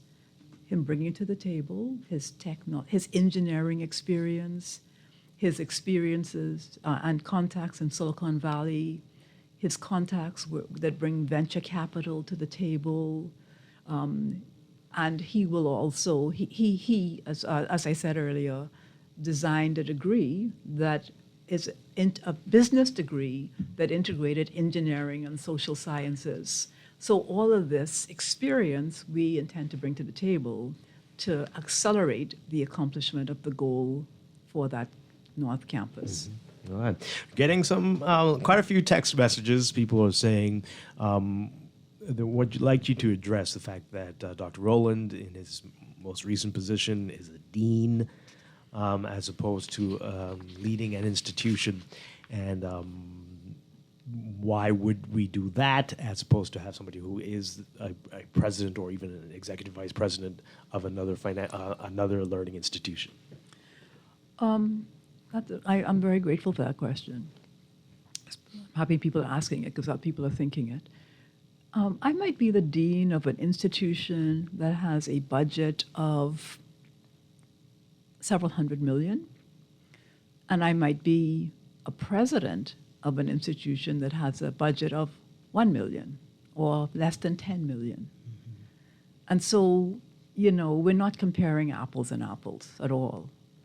And I go back to the fact that after a rigorous evaluation process, and bearing in mind the competencies of Dr. Rowland, the trustees felt that at this time, he was the best candidate. Let me give some other accomplishments so we could understand. He led the School of Engineering from being unranked to being ranked number 150 in America, in the entire United States of America. He developed an MBA program in entrepreneurship, which was ranked nationally, again in America, at number 23 only 2 years after it was established. So within 2 years, it was ranked number 23, okay? The Ernest and Julio Gallo School of Management, he led the strategic planning for that. On Samsung, when Samsung, your Samsung phone, when the entire enterprise was repositioning itself, he was on that team. So we're talking about just a completely different kind of experience that we feel that at this time, remember, we have to have a context for decisions as well.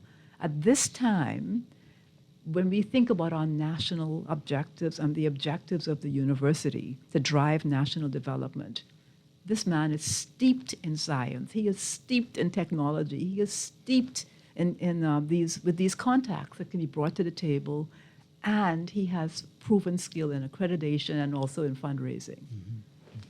Do you have a timeline that you're working with, that you have set objectives for Dr. Rowland? What can you tell us about that? Dr. Rowland's contract is for 3 years, and also we are right now together, again, the transition team, setting, we will be setting and announcing as well. This board wants to be very transparent and open about things that we do.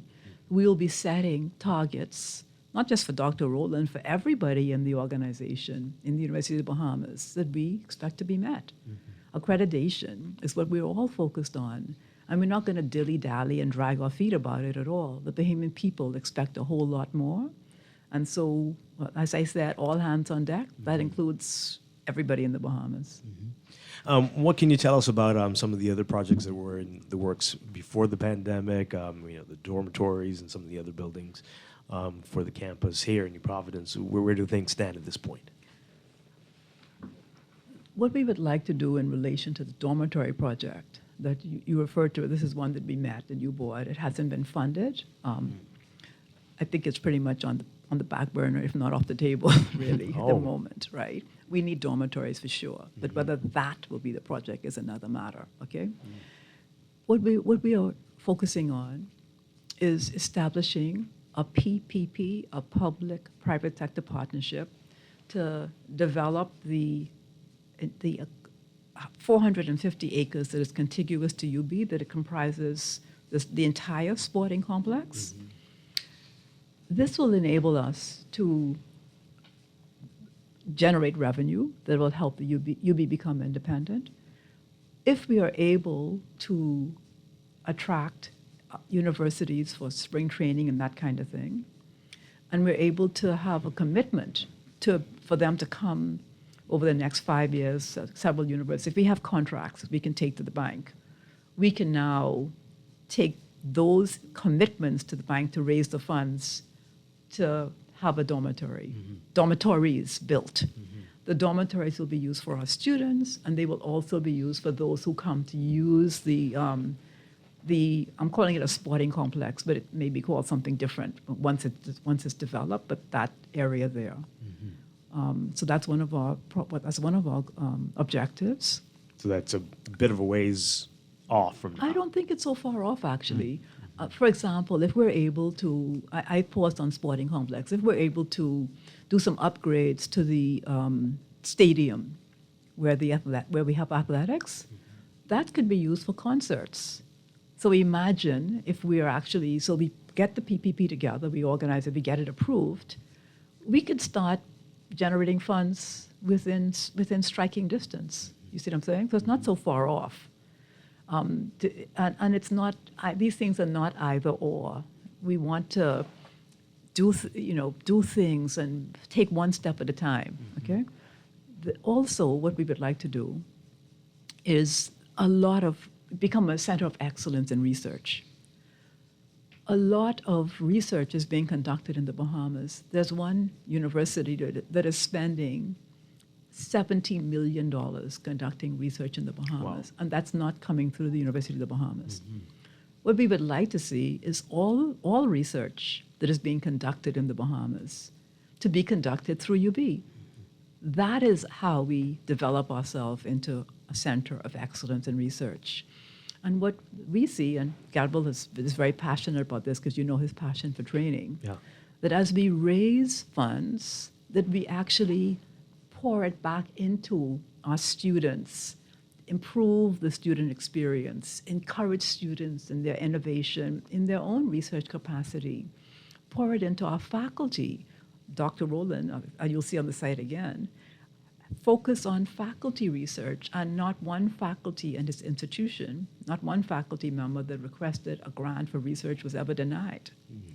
We'd like to be able to say the same thing. So we want to be able to have the revenue that actually enables us to pour back into our students, into our faculty, into our student experience.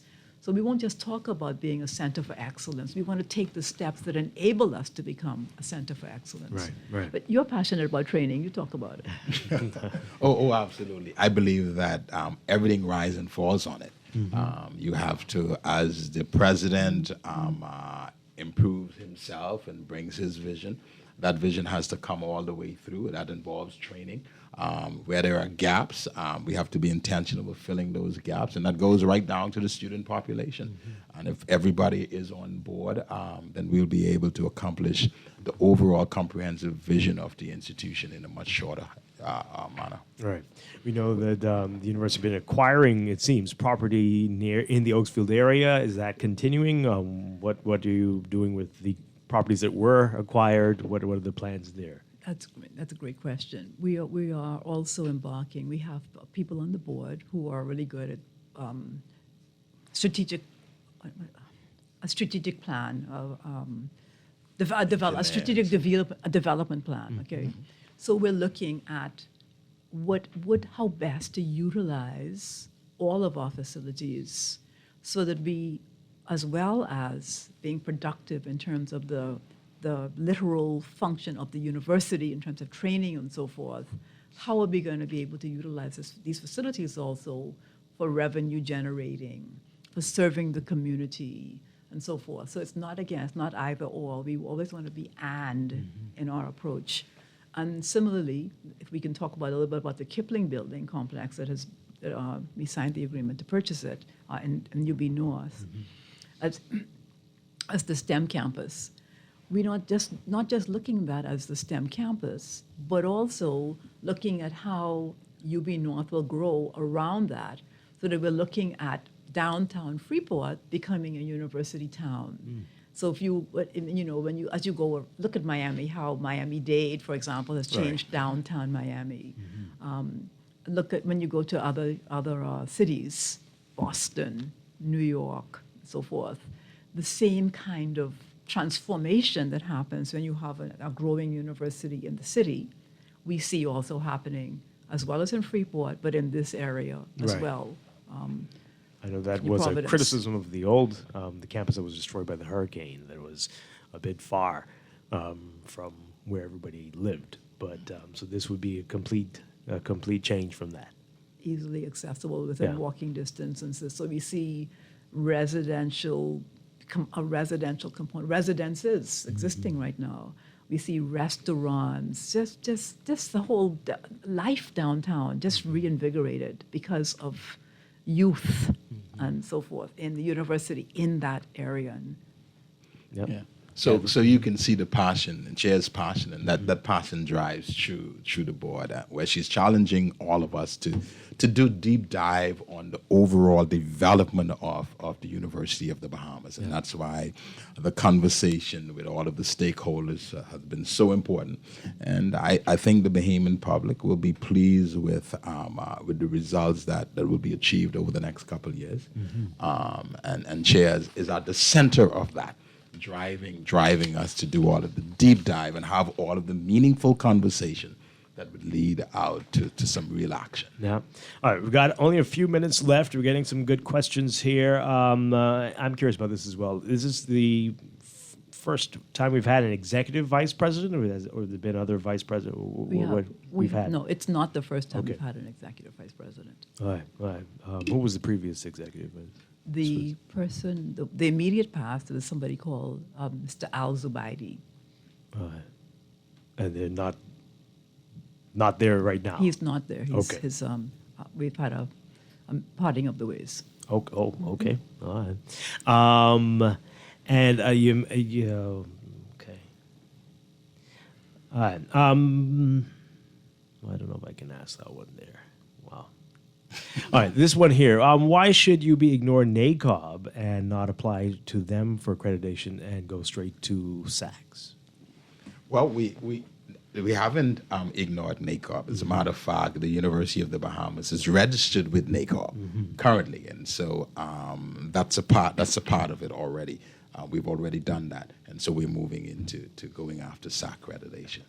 And is that the be-all, end-all, or will you try for others after SACS? How does it work exactly? Well, the way that the SACS accreditation works is to keep it, you have to regularly undergo further evaluations. Oh, okay. Yeah, so it's not it's not something you sit there, you get it, and then you rest on your laurels.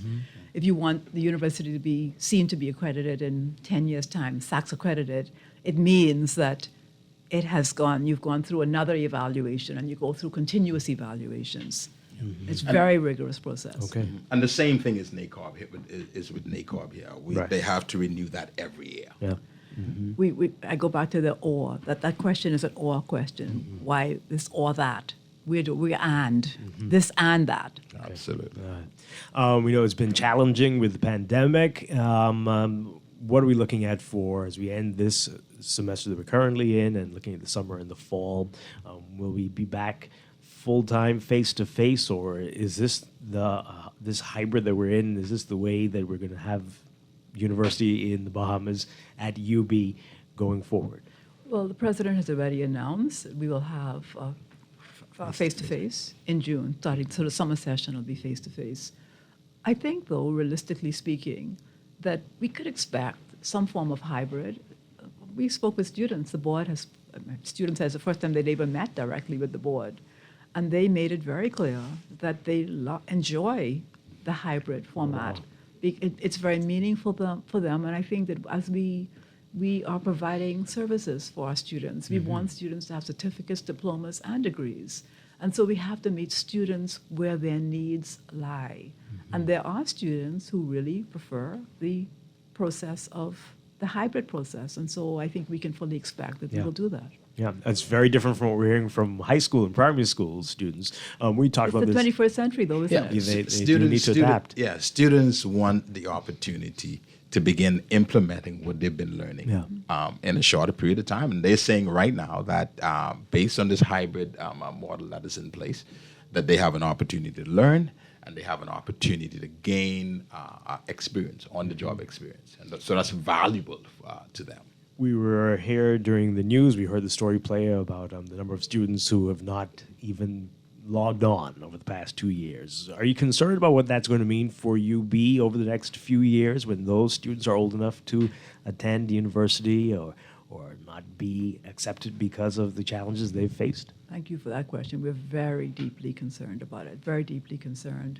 And what we're doing is evaluating together with the Ministry of Education, which we are so grateful uses our research capacity to really get an understanding on what has happened to our children. What are the facts surrounding the COVID experience on our children, so that we can immediately take steps for, I'm not a technical person, I'm not an expert.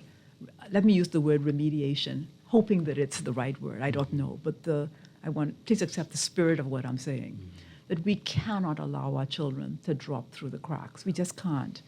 And UB, as a part of driving national development, we have a School of Education, we have other disciplines as well that are going to step up to the plate and provide those services to make sure that remediation takes place. And UB understands its role in national development. Right now, T.A. Thompson School is sitting on UB's campus. So long as there's a need that we can meet, UB intends to do it. Yeah. All right, we are out of time, but thank you. We could talk for a lot more, but hopefully we'll have you back soon. And thank you both so much for being with us this morning. Thank you for all the. May I say publicly the point that I was told this morning? They said, I want to compliment you on your show, both of you.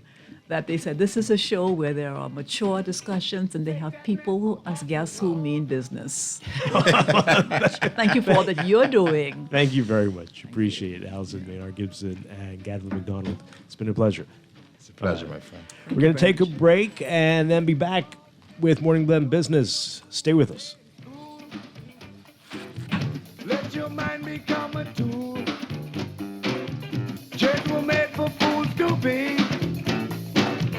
Locked away from society, society, society. Get involved, get involved. Get involved, get involved. Fidelity, we're good for you. We know how important collecting your money can be to the success of your business. Start your relationship with Fidelity today so that we can show you the many options available to you with our merchant services. From click and pay options online to merchant terminals and e-commerce options. We're here to help your business succeed. For more details, speak to one of our business development officers at 356-7764 in Nassau or 352-6676 in Freeport. Visit our website at fidelitygroup.com or visit any of our branches.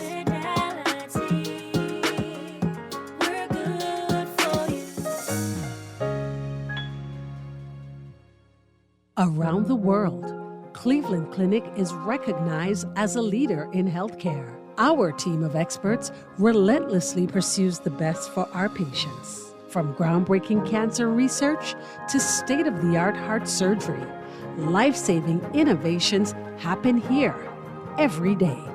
When it's time to travel for your health, it's time to travel to Cleveland Clinic. Your destination for care, for every care in the world. To learn more, visit clevelandclinic.org/Caribbean.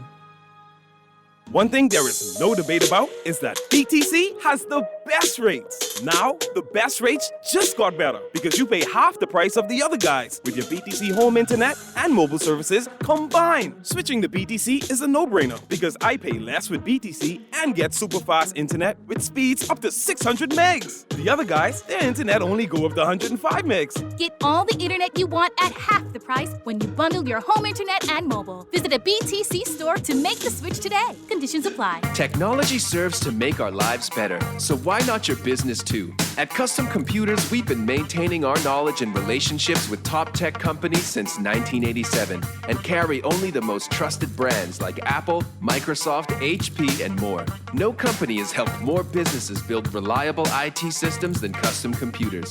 You name it, we've done it. Call 396-1101 to talk to any of our business experts. Find trust in your tech. Count on Custom Computers. Sometimes getting a mortgage can feel overwhelming and like no one is listening.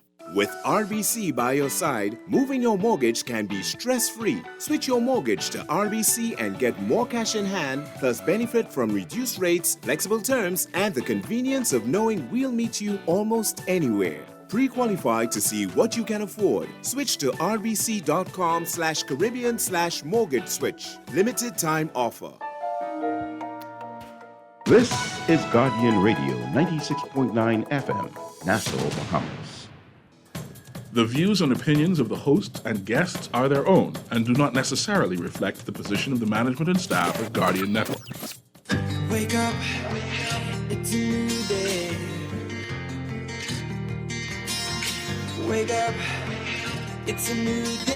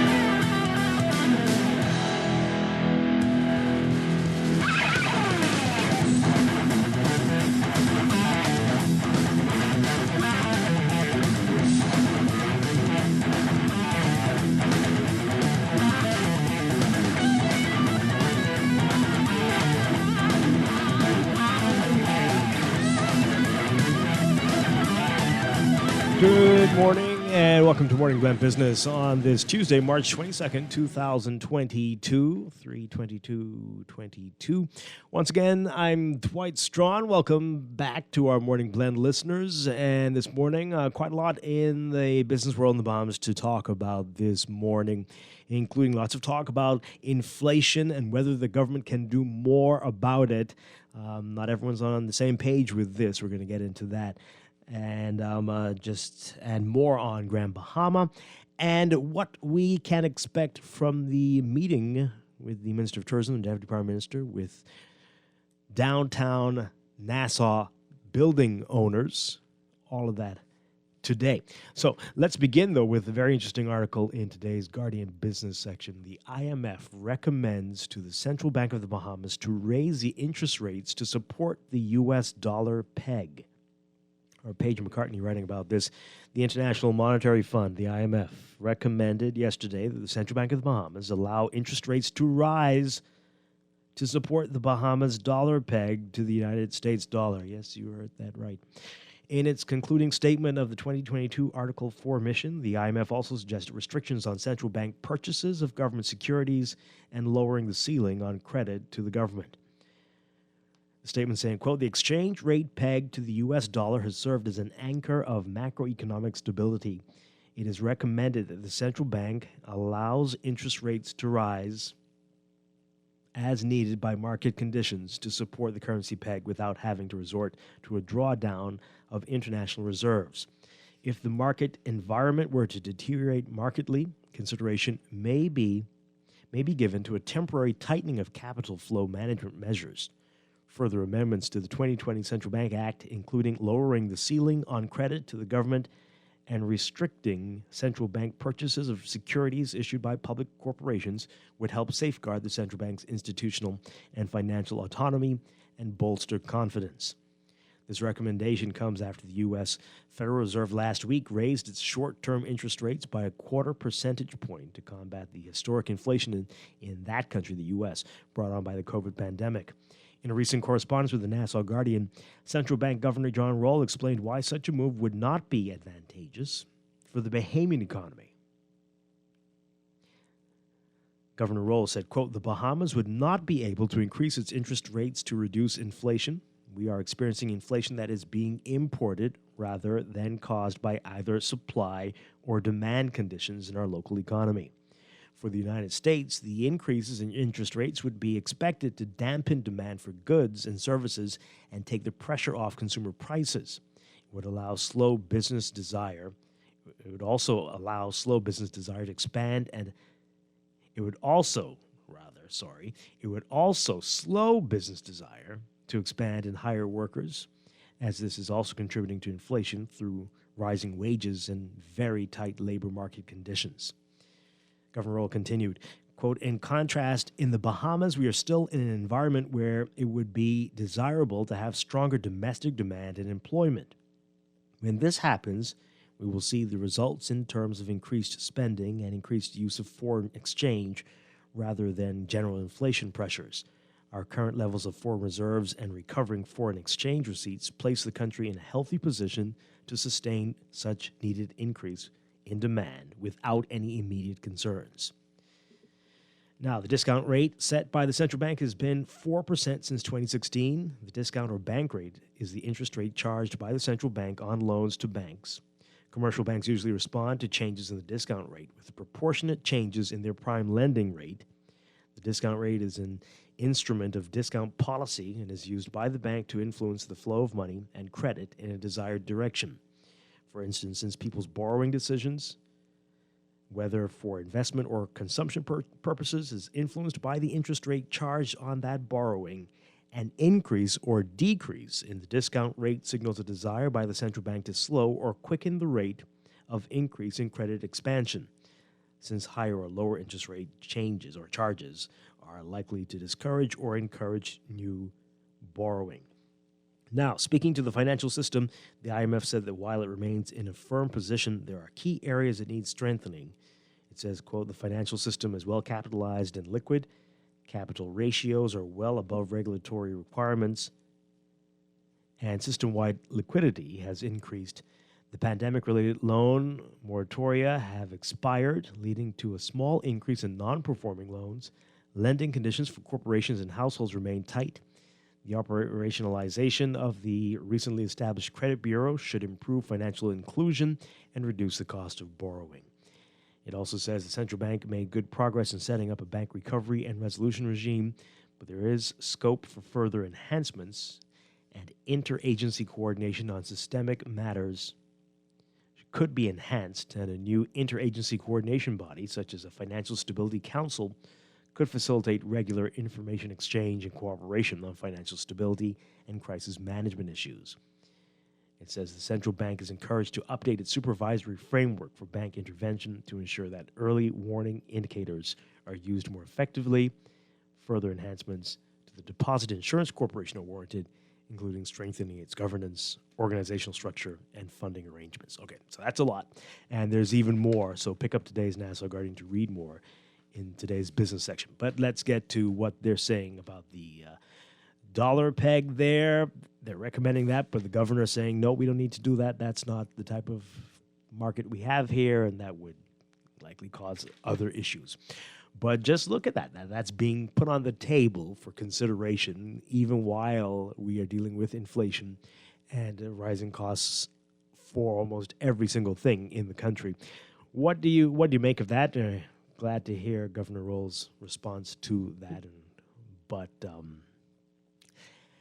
323-6232, 325-4316, 325-4259, and definitely we're going to have to get an expert, a financial expert in here and to talk about this and more of what the IMF is suggesting, including corporate and income taxes and a hike of VAT to 15%. What's up with the IMF? What's going on here? What's happening?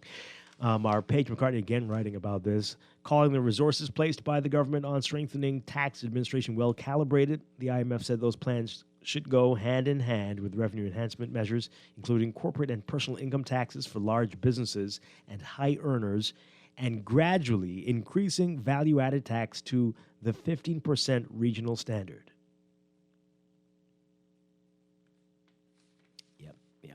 The IMF published its concluding statement of the 2022 Article 4 mission following its recent official staff visit to the Bahamas earlier this month. Overall, the IMF projected real GDP growth of around 6% this year and full recovery to pre-pandemic levels by the end of 2023. It said, quote, the government's goal to achieve a 1.5% GDP fiscal surplus over the medium term is well calibrated. The authorities have invested considerable resources in strengthening tax administration with the goal of increasing the revenue to GDP ratio to 25%. Measures include the reestablishment of the Revenue Enhancement Unit and an updated property tax roll. The envisaged overall surplus would be consistent with rebuilding fiscal buffers and putting public debt to GDP on a decisive downward path toward the debt target of 50% as laid out by the Fiscal Responsibility Act. Well-calibrated tax policy reform should go hand in hand with ongoing revenue enhancement efforts. Options include gradually bringing VAT rates close to the regional average of 15%, further limiting tax concessions, and increasing property tax rates on higher value residences.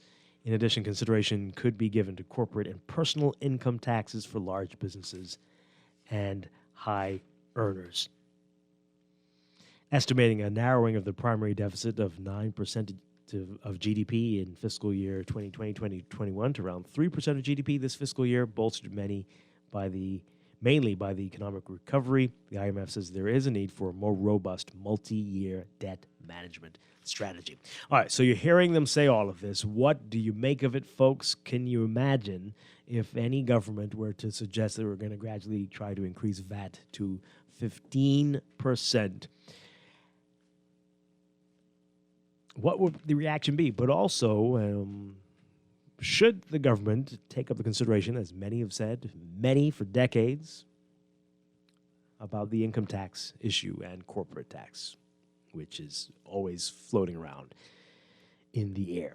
Let's get your reaction. 323-6232, 325-4316, 325-4259. Tweet us, Facebook us, text us, 422-4796.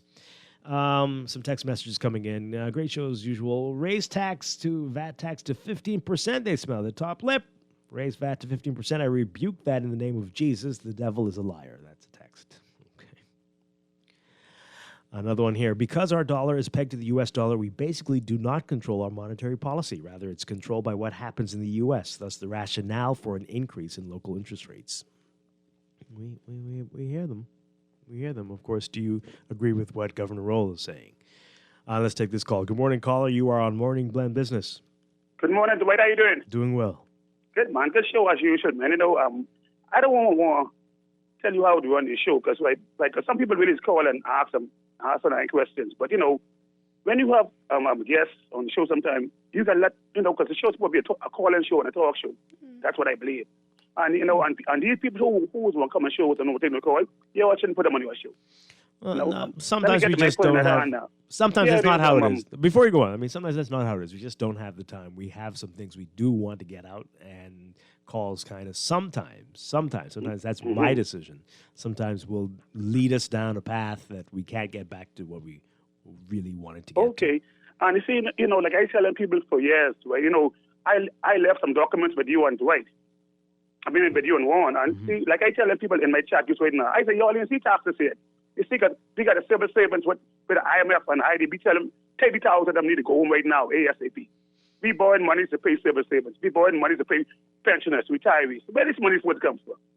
In the next year or so either you're filthy rich or you're filthy poor. It will be no more middle class.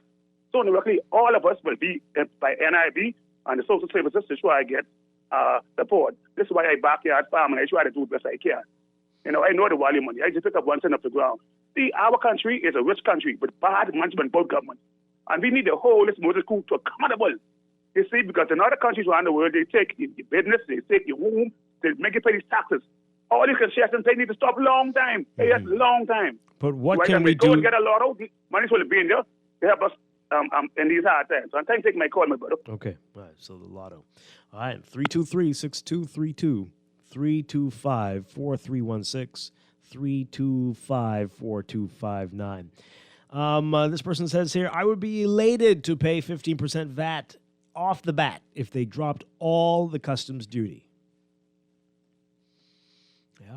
Yep. When they were introducing VAT, we asked that question, well, can we do this? What if we had 15% everywhere, everything, but no duty?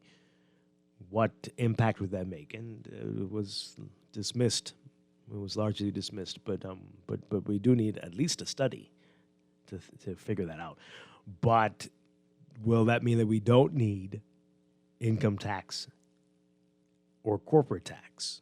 Will that still put an unnecessary burden on regular consumers, including poor consumers? Or will you have to have a form of all? Could we handle that?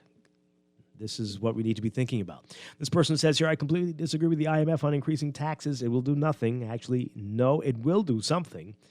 It will strangle the economy because they'll soon have to have increases to 50%. On that, yeah. What we need is a war against corruption, so we get intelligent people in the top ranks of tourism, finance, the police, customs, education, Ministry of Works, etc. We need strategic thinkers, not these dull-minded, tax the blood out of people cronies. Okay. Another one. No surprise, VAT going up with a careless government. No, that's not what they're saying. That was a recommendation from they're suggesting. They're just writing a report giving their ideas. They say, well, you know what I would do if I were you. They're not saying that you got to do it. Well, not like that. But they recommend that you do it. But anyway, the real goal is 20%. They only go doing slowly, so sick of this place. At least other countries use their taxes to invest in their country. These people in power use money for their friends and family. Well, okay. And another one here. Government will never take away custom duties. That's a far-off dream to take away custom duties. And that's the cookie jar, I guess that's what they're saying there. Okay. So continue to send your messages about that. All of this is happening while the country is dealing with inflation. And we keep hearing the talk that this has little to do with us. This is external. This is what's happening because of the pandemic, the shipping crisis, the chips and whatever and whatnot. And that's what's causing it. And there's little that can be done here. So says Economic Affairs Minister Michael Halkitis. He was speaking in the Senate yesterday during the mid-year budget debate there. Take a listen to this report and more of what he's saying. This report from our Jasmine Brown. The state minister, who is also the leader of government business in the Senate, insists policy decisions made by the Davis administration, which was elected in September 2021, have already begun to yield results. Tax receipts increased by $389.8 million to $959 million over the same period in the prior year. VAT receipts improved by $287.2 million to total $573.5 million. And non-tax revenue improved by $63.7 million to $167.6 million. A state of emergency declared in March 2020 included measures such as lockdowns, curfews, restrictions on travel, social gatherings, and business operations. The restrictions, coupled with the shutdown of the global tourism industry, brought the economy to a near standstill. After winning the September 2021 general election, the Davis administration followed through with plans to let the state of emergency expire in November. replaced by rules determined by the Ministry of Health. And while we are still in early days, signs have already begun to point to positive progress on achieving these goals. While we do not expect that we will be able to right the ship of state and repair the public finances overnight, we are confident that, as we promised, the plans implemented in the last few weeks are laying a strong foundation to restore and expand the Bahamian economy. Halkidis says the Davis administration is committed to reforming the country's fiscal health, calling it one of the government's top priorities. But it is a good thing that things are moving in a positive direction. Reporting for Guardian News Network, I'm Jasmine Brown. All right, so Halkidis is also talking about the inflation issue, saying that there's little the government can do, as the opposition is calling for more to be done. Take a listen to this report from our Tashina Robinson. Free National Movement Senator Michaela Ellis hitting out at the Davis administration for what she claims is their failure to do more to assist those burdened by inflation. I know the increased prices, inflation, are as a result of external factors, but the impact hits very close to home. It's in our pockets, our wallets, our fridges, our cupboards, and our gas tanks. While delivering her contribution to the mid-year budget debate, Alice pointed out neighboring countries like the Turks and Caicos and Barbados have taken steps to ease effects of rising prices. In Turks and Caicos, they have reduced taxes and processing fees on fuel for a period of 6 months. In Barbados, VAT payable on fuel has been reduced for at least 6 months. And then adding insult to injury, Barbados has decided to remove VAT from feminine products, diapers, antiperspirants, vitamins, and multi-minerals. It is the age-old problem of expenses increasing and our salaries are not. If we are lucky enough to have one. Our Tashina Robinson with that report there. All right, so this is what Halkidis is saying about it. He says, a quote, "In the short term, little can be done. We have been in some discussions with some wholesalers to see if there is anything in terms of government processes that we can do to smooth any bottlenecks so that their business might be improved. Our view is to empower our Consumer Protection Commission to ensure that we avoid any sort of gouging that uses an excuse of unrest to unfairly hike up prices. But we are a small economy in an increasingly integrated global economy, and the world is still a very dangerous place." Prime Minister Davis also speaking about this. He was responding to calls from the opposition during the government, urging the government to follow the lead of countries like Barbados by placing a cap on taxable portions of gasoline. Prime Minister Davis indicating the government will not take that position, adding that those making the call want to adopt a policy out of context. Or Paige McCartney writing about this in today's Guardian Business section. Earlier this month, President of the Abaco Chamber of Commerce, Ken Hutton, pleaded with government to cap the amount of taxes on gasoline as rising oil prices threaten higher prices at the pumps. We've said the same here on this show, especially after moves were made in the U.S. to do something similar. But during the mid-year budget debate, members of the opposition, as you know, as we just played, have taken a similar stance, urging the government to follow the lead of Barbados, which recently implemented a policy that value-added tax payable on gasoline would be capped at 47 cents per liter for 6 months. The Prime Minister last week questioned if the Bahamas should also implement the other measures implemented by Barbados to stave off the impact of COVID and rising inflation for its citizens.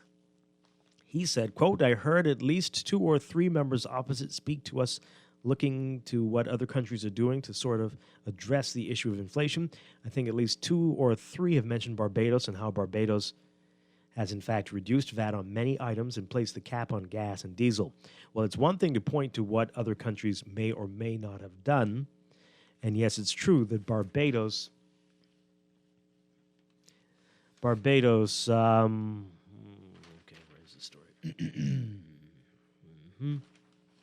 did propose some zero rating of certain personal care and critical items, yes.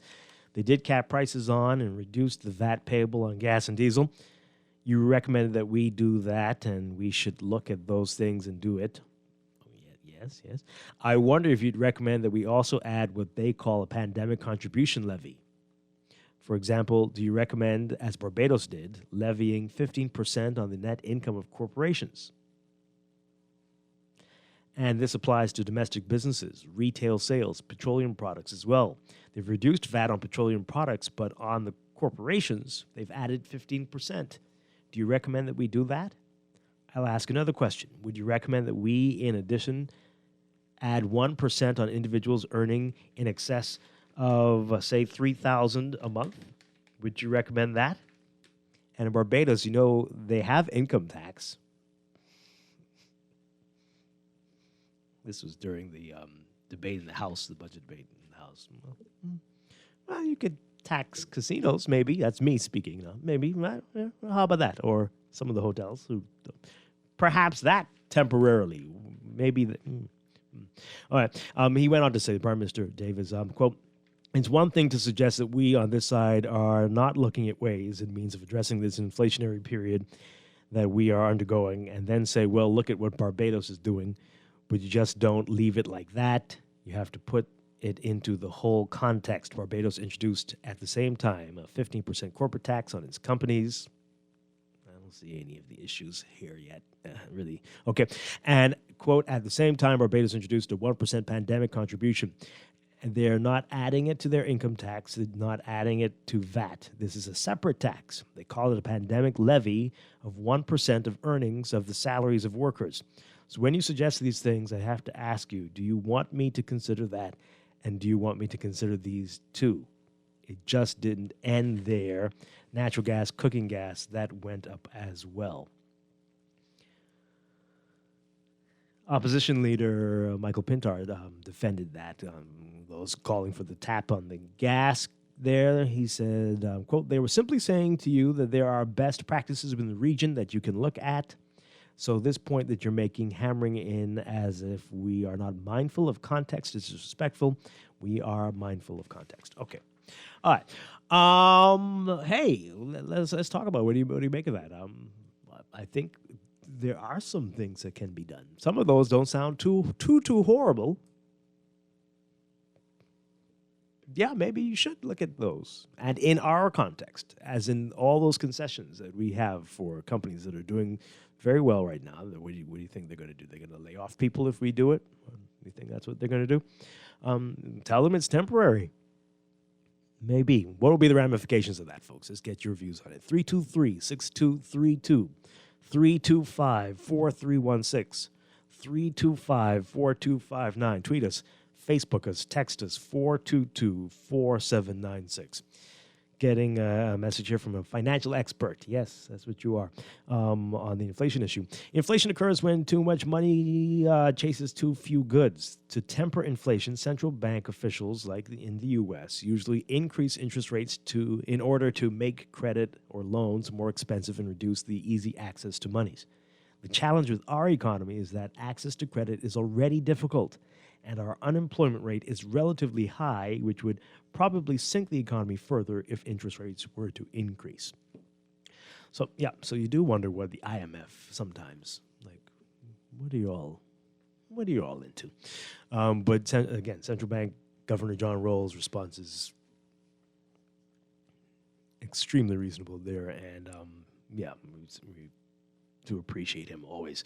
This text here, the IMF sounds like a setup. Stop taxing common man. If anything, implement corporate and income tax on the rich and businesses. They're getting away with not paying their fair share of taxes. And another one here. We think government services are bad now, but cut the staff and we will wait 3 years just to get a receipt of acknowledgement or a simple store license. To go up on VAT or interest rates, cheaper we scrap the credit rating, because all the poor and middle class will have low ratings, because everything is just too high in this little country, and no jobs for those with degrees and their equivalent. That's very scary. Yeah. Another one here. Brave and the PLP can counter inflation by eliminating water bills for residential customers. Huh? Well, I mean, okay, why? I mean, yeah, it'd be great. That sounds wonderful. But I mean, but why? Where do you? I mean, people work there too. They have to. So just on the commercial? Explain it. Explain. I might be able to get on board. Just explain it. Make a little sense. I mean, the water bill is your lowest of all the utility bills. No, it's not. Is it just me? It's the lowest one, right? You pay it a quarter, and sometimes you're almost embarrassed. Like, that was for the quarter. Are you trying to tell me I didn't use any water this month or last month? But I just explain it. I just need to know. So I might be able to get on board, but. Okay. Anyway, they go on to say taxpayers already are subsidized that have already subsidized that wasteful corporation. In fact, water is a human right and shouldn't be charged. You shouldn't be charged for it. Okay, I get what you're saying there. Boy, oh boy. That's a whole show, I think. That's a whole show.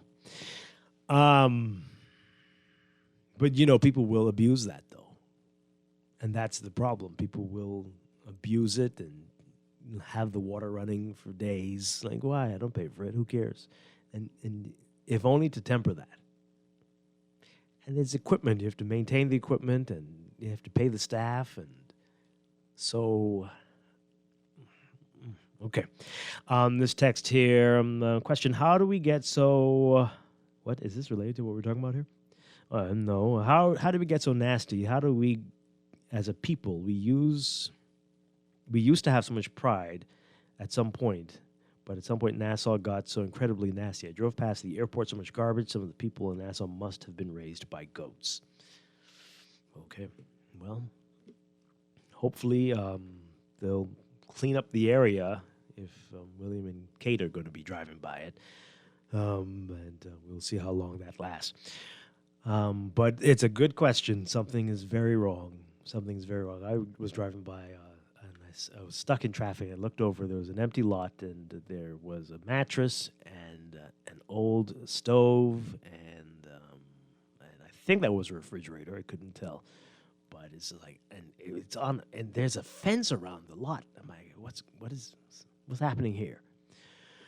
But yeah, it's a problem. Okay, so we're going to take a break. When we come back, more on this one, get more of your reaction to this and some of the challenges Grand Bahama is facing and what we should expect from the meeting that the Minister of Tourism, the Deputy Prime Minister, is having with downtown Nassau building owners.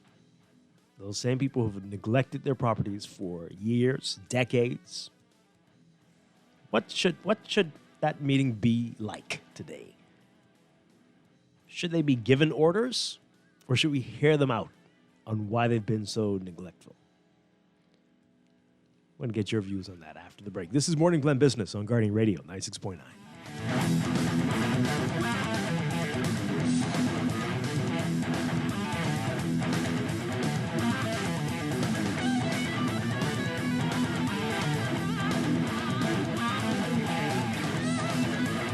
Wait, you know what's going down tomorrow? Nobody, what happening? Joe bringing these knives to school. He could do Junior in. For what? Wait, he fooled with Joe girl. Mother sick. And you know Junior don't back down for nothing. So that means you got a big fight tomorrow. So whose side you on? Side? I trying to stay in school, not Simpson Pen. We gotta tell somebody about this fight. Tell somebody? I ain't no snitch. I mean cool, you know. Wait, if you so cool, then you need to stay in school and stay out of the fight. Yeah, but if I don't hang on Joe's side, him and these boys coming for me next. All right, so we definitely gotta tell somebody. We gotta prevent the fight. What I say, I don't want nobody call me snitch. We could just call Crime Stoppers. You could report what you know, and nobody gotta know it's you. So how did I avoid? All you gotta do is call them, or you text them through the Crack Crime Bahamas app, and nobody can know it's you. Then the police come looking for me for more info, and when they finish with them, Joe them coming looking for me?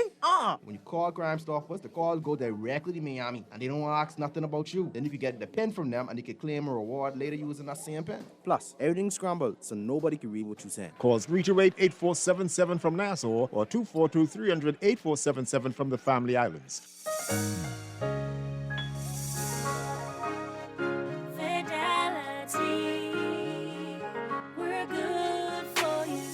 We believe in relationship banking.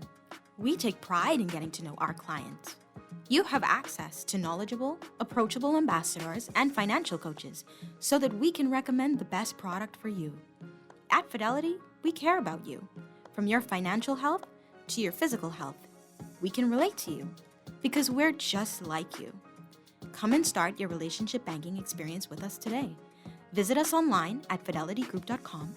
Visit any of our branches in Nassau or Grand Bahama, or phone 356-7764 in Nassau or 352-6676 for Freeport.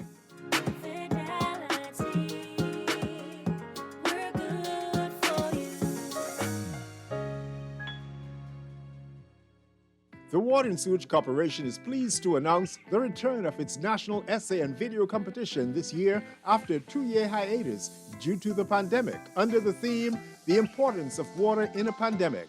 Schools across the country that have received letters and flyers should note that there was an error on the flyer, which indicated 10 to 12 graders can participate. However, schools advised that only 10 and 11 graders should submit essays or videos on or before Friday, April 22, 2022, instead of Friday, April 1, 2022, as was previously indicated. The top winners in both categories will receive a scholarship award to an accredited local or international college or university of their choice. This is Guardian Radio, your station for up-to-the-minute news, intelligent, interactive, and engaging conversation. 96.9 FM.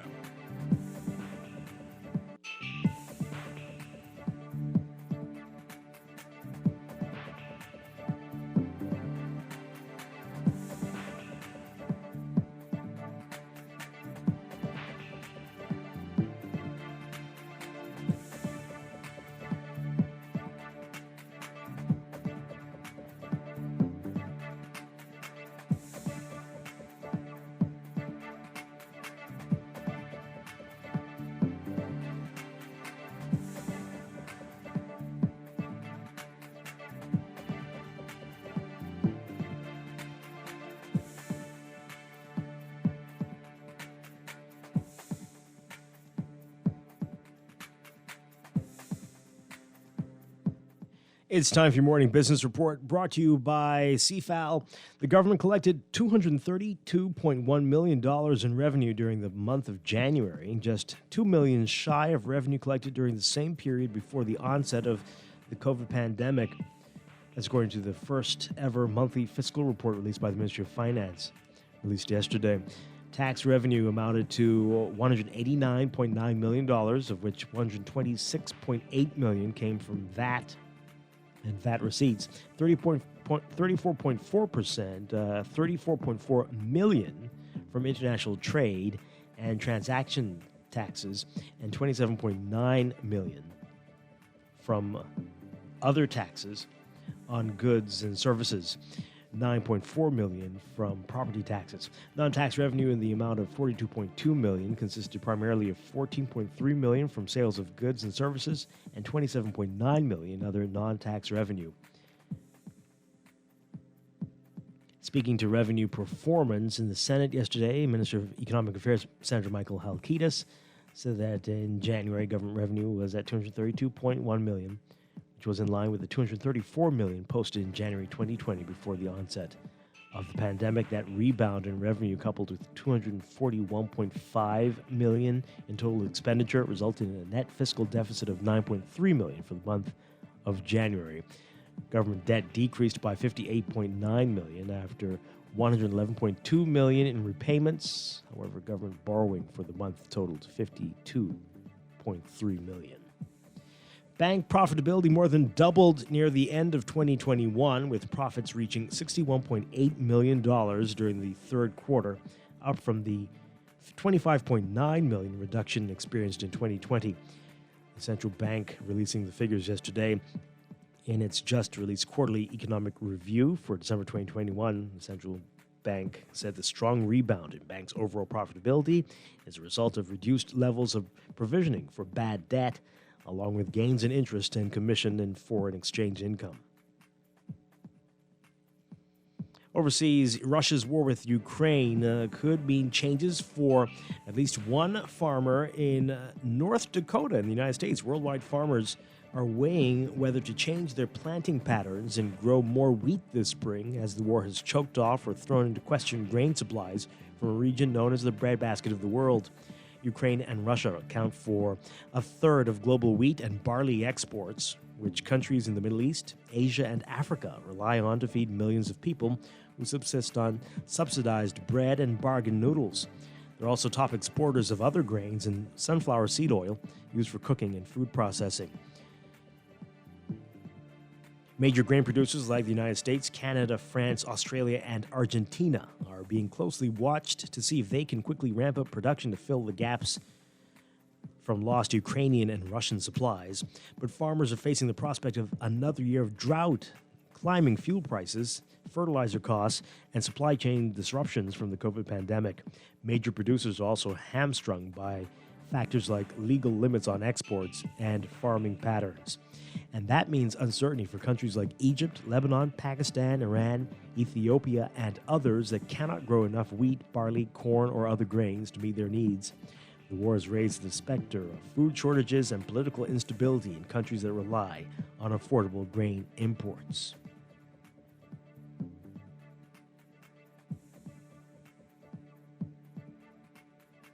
And electric car manufacturer Tesla is opening its first European factory today on the outskirts of Berlin in an effort to challenge German automakers on their home turf. The company says its new Gigafactory will employ 12,000 people and produce 500,000 vehicles a year. German Chancellor Olaf Scholz says Economy Minister Robert Habeck attended the opening in the southeast of the German capital with Tesla boss Elon Musk.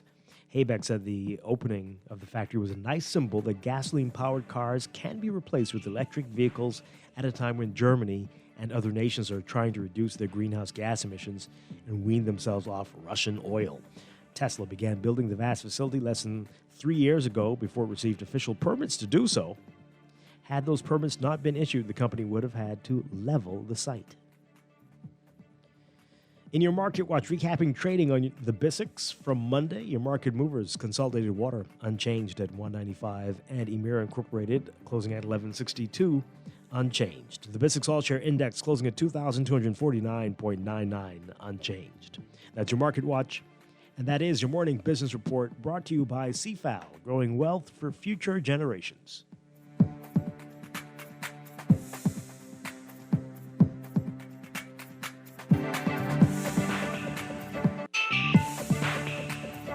This is Guardian Radio, 96.9 FM, Nassau, Bahamas.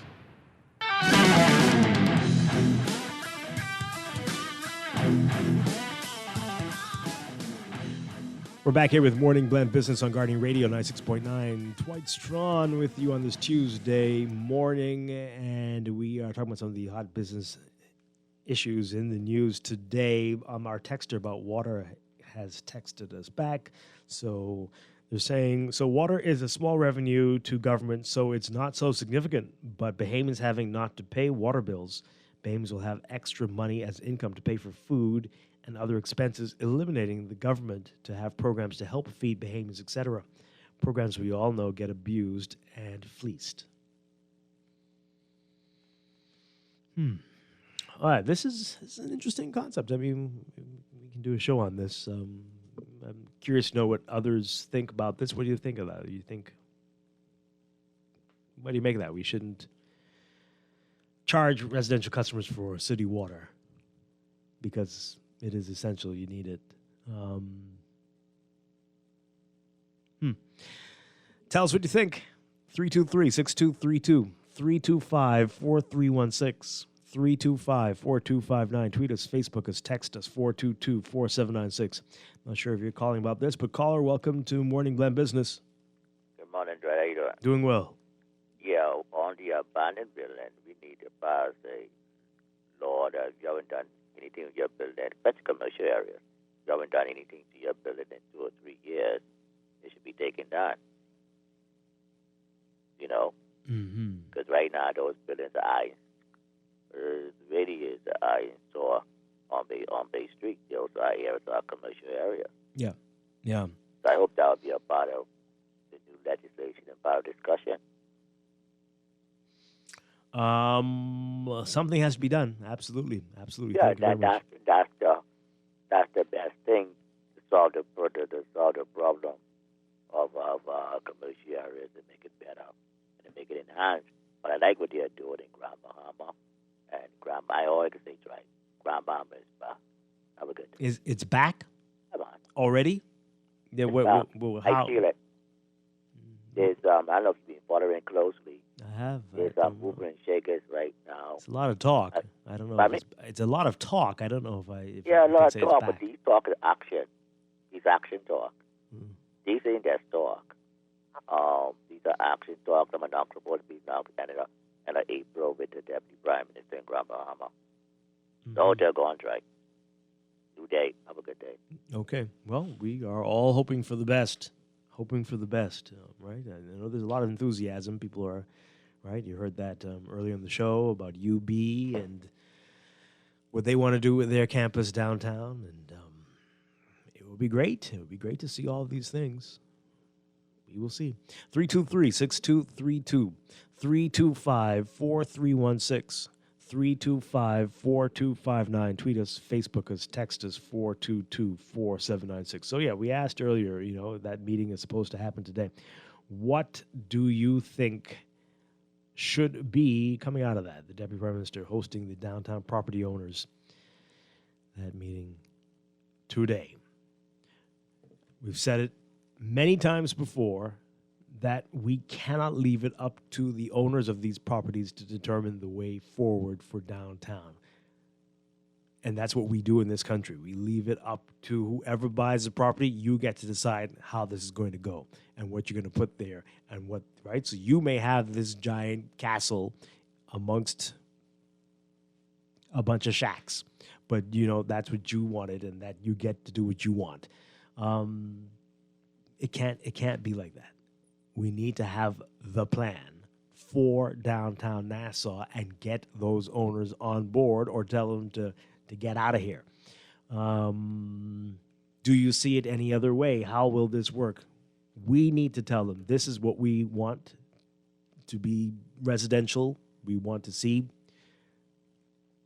high-rise condos here. We want this to be an entertainment district. We want this to be an art district. We want this to be whatever.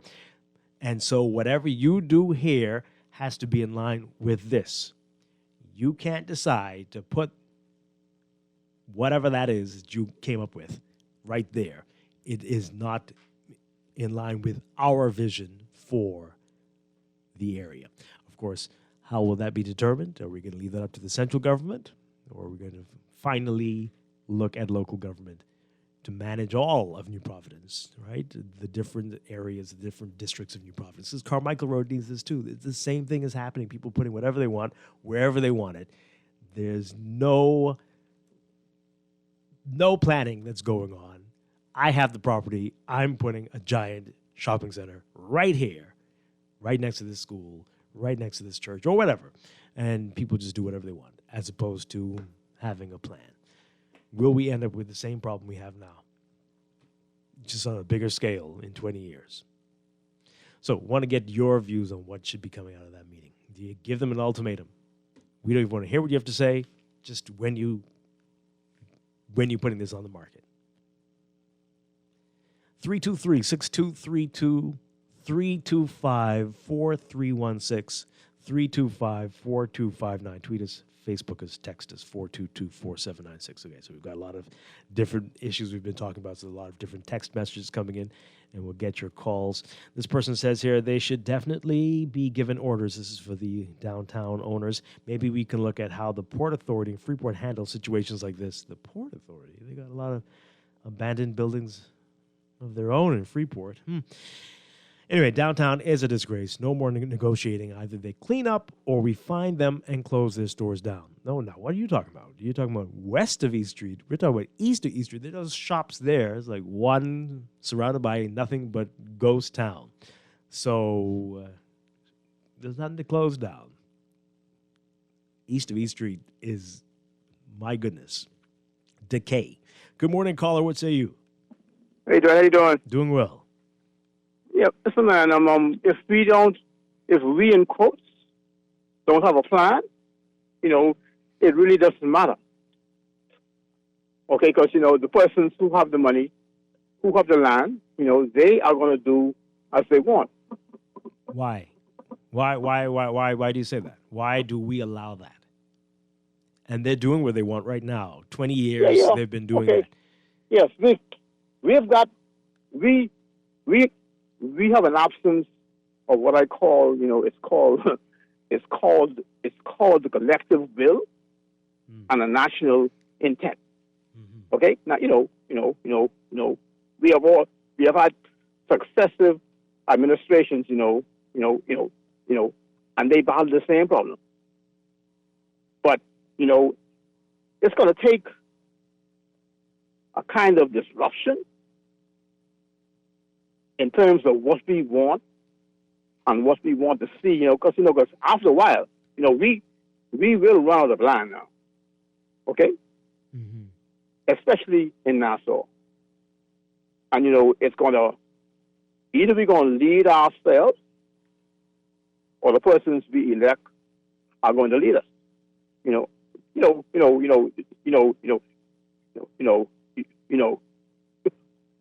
This dialogue that you are having is very helpful, okay? But we talk about stuff and then we move on to something else. Well, we definitely can't do that with this. We definitely can't. No. Thank you very much. Whatever we've done in the past, and what has happened, all the mistakes that we need to not forget, but we've got to move on and fix this. Fix this. This is too critical to just blow it. And again, it cannot leave it up to people who have shown no interest in doing anything better for so long. Good morning, caller. You're on the air. Caller, good morning. You're on the air. Hi, good morning. Hi, good morning. I wanted to say in reference to the abandoned buildings downtown, the section where you have like Huffers and Sons, that whole block there is abandoned except for Huffers and Sons. Right. That's actually their block. That is owned by Huffers and Sons. So they are surrounded by their own abandoned buildings. So it's not like they're not there and can do something about it. I guess either they don't want to rent it or the prices that they're asking is too high. And if the buildings are abandoned, I don't understand how come if I can't go down there and get it for a reasonable price and use it and pay my rent and whatnot. But I think that's something too the government needs to look at, because some of these people is really asked too much for these buildings, and that's the reason why other persons can't afford it. Yeah. So it remains abandoned. It's no use to you, but it's still sitting there. Yeah, definitely. That's what's happening. And a building not used is going to dilapidate eventually. Absolutely. Yeah. So they need to look into those pricing too when persons are trying to rent these places, and see if they could use some tactics to get them to lower these rents. Because if you're not making anything on it, there's no use to you. So it's better to make something on it than nothing at all. That's how I see it. That is true. Thank you very much. Appreciate it.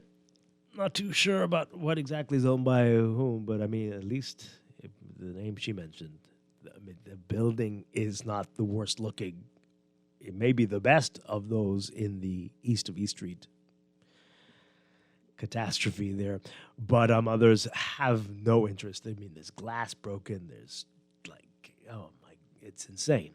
But yeah, we've heard about the prices, but also we know there's a massive flooding issue as well. And this might be a good time while nothing's happening for that to be addressed. And we know that's not going to be an easy fix, but I hope that is discussed in the meeting today, right?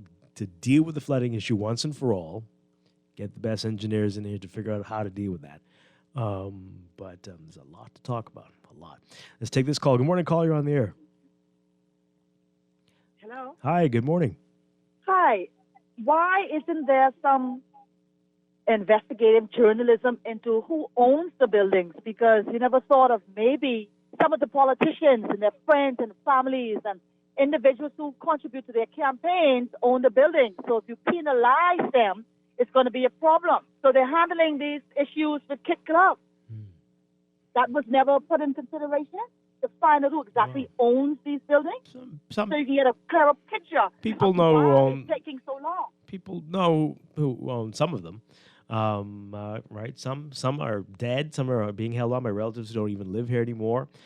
So we know some, but yes, to get a clearer picture may be challenging. But we'll see who shows up today. We'll see who all shows up today. But I'm sure what you've mentioned is definitely what's part of the problem, without a doubt. Without a doubt. This text here, Dwight, speed is of the essence. First thing we have to tell the downtown property owners, I guess what they want, and then immediately tell them to paint their buildings. Let's start with that. I guess, sure. Okay. I mean, you're putting paint on a pig that's covered in mud, but sure. I mean, hey, okay. This one says here, maybe, this is back to the water. Maybe have water freed up to a certain amount so that so that those who abuse it will pay. Okay, that's interesting. Another one. Owners should at least be forced to have a nice front of their buildings. Okay. Buildings downtown should not even be occupied by humans. I'm in one now from 1999. Not understanding your text, really. We have black mold in this building. My employer paints over the mold with, and this is a sick world we live in. Oh, boy, that's scary. Okay. Oh. Well, definitely I wouldn't be moving into any of those ones that have been abandoned anytime soon. If they're going to try to paint that, no. But the plan, and we have not heard. We have not heard what the government's plan is to meet. That's great. That's great. But what are you going to do in that meeting? Don't let them steer this conversation. They don't deserve it. They don't deserve it after what has happened down there. Not at all. But maybe that's just me. Let's take a final quick look at weather as we wrap things up today.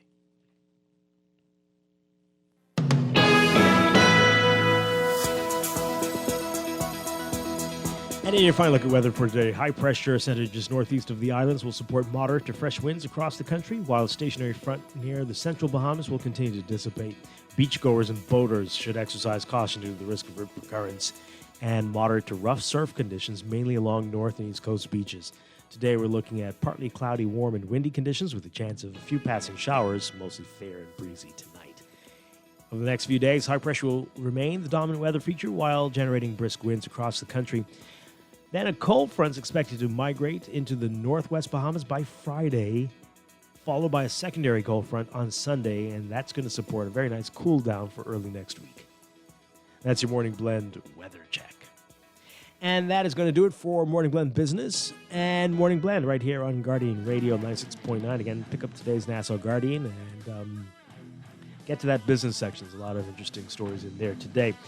We'll be back tomorrow morning with more Morning Blend and Morning Blend Business. Dwight, Strachan, have a great one. Stay tuned for On the Clock with Aaron Green coming up next.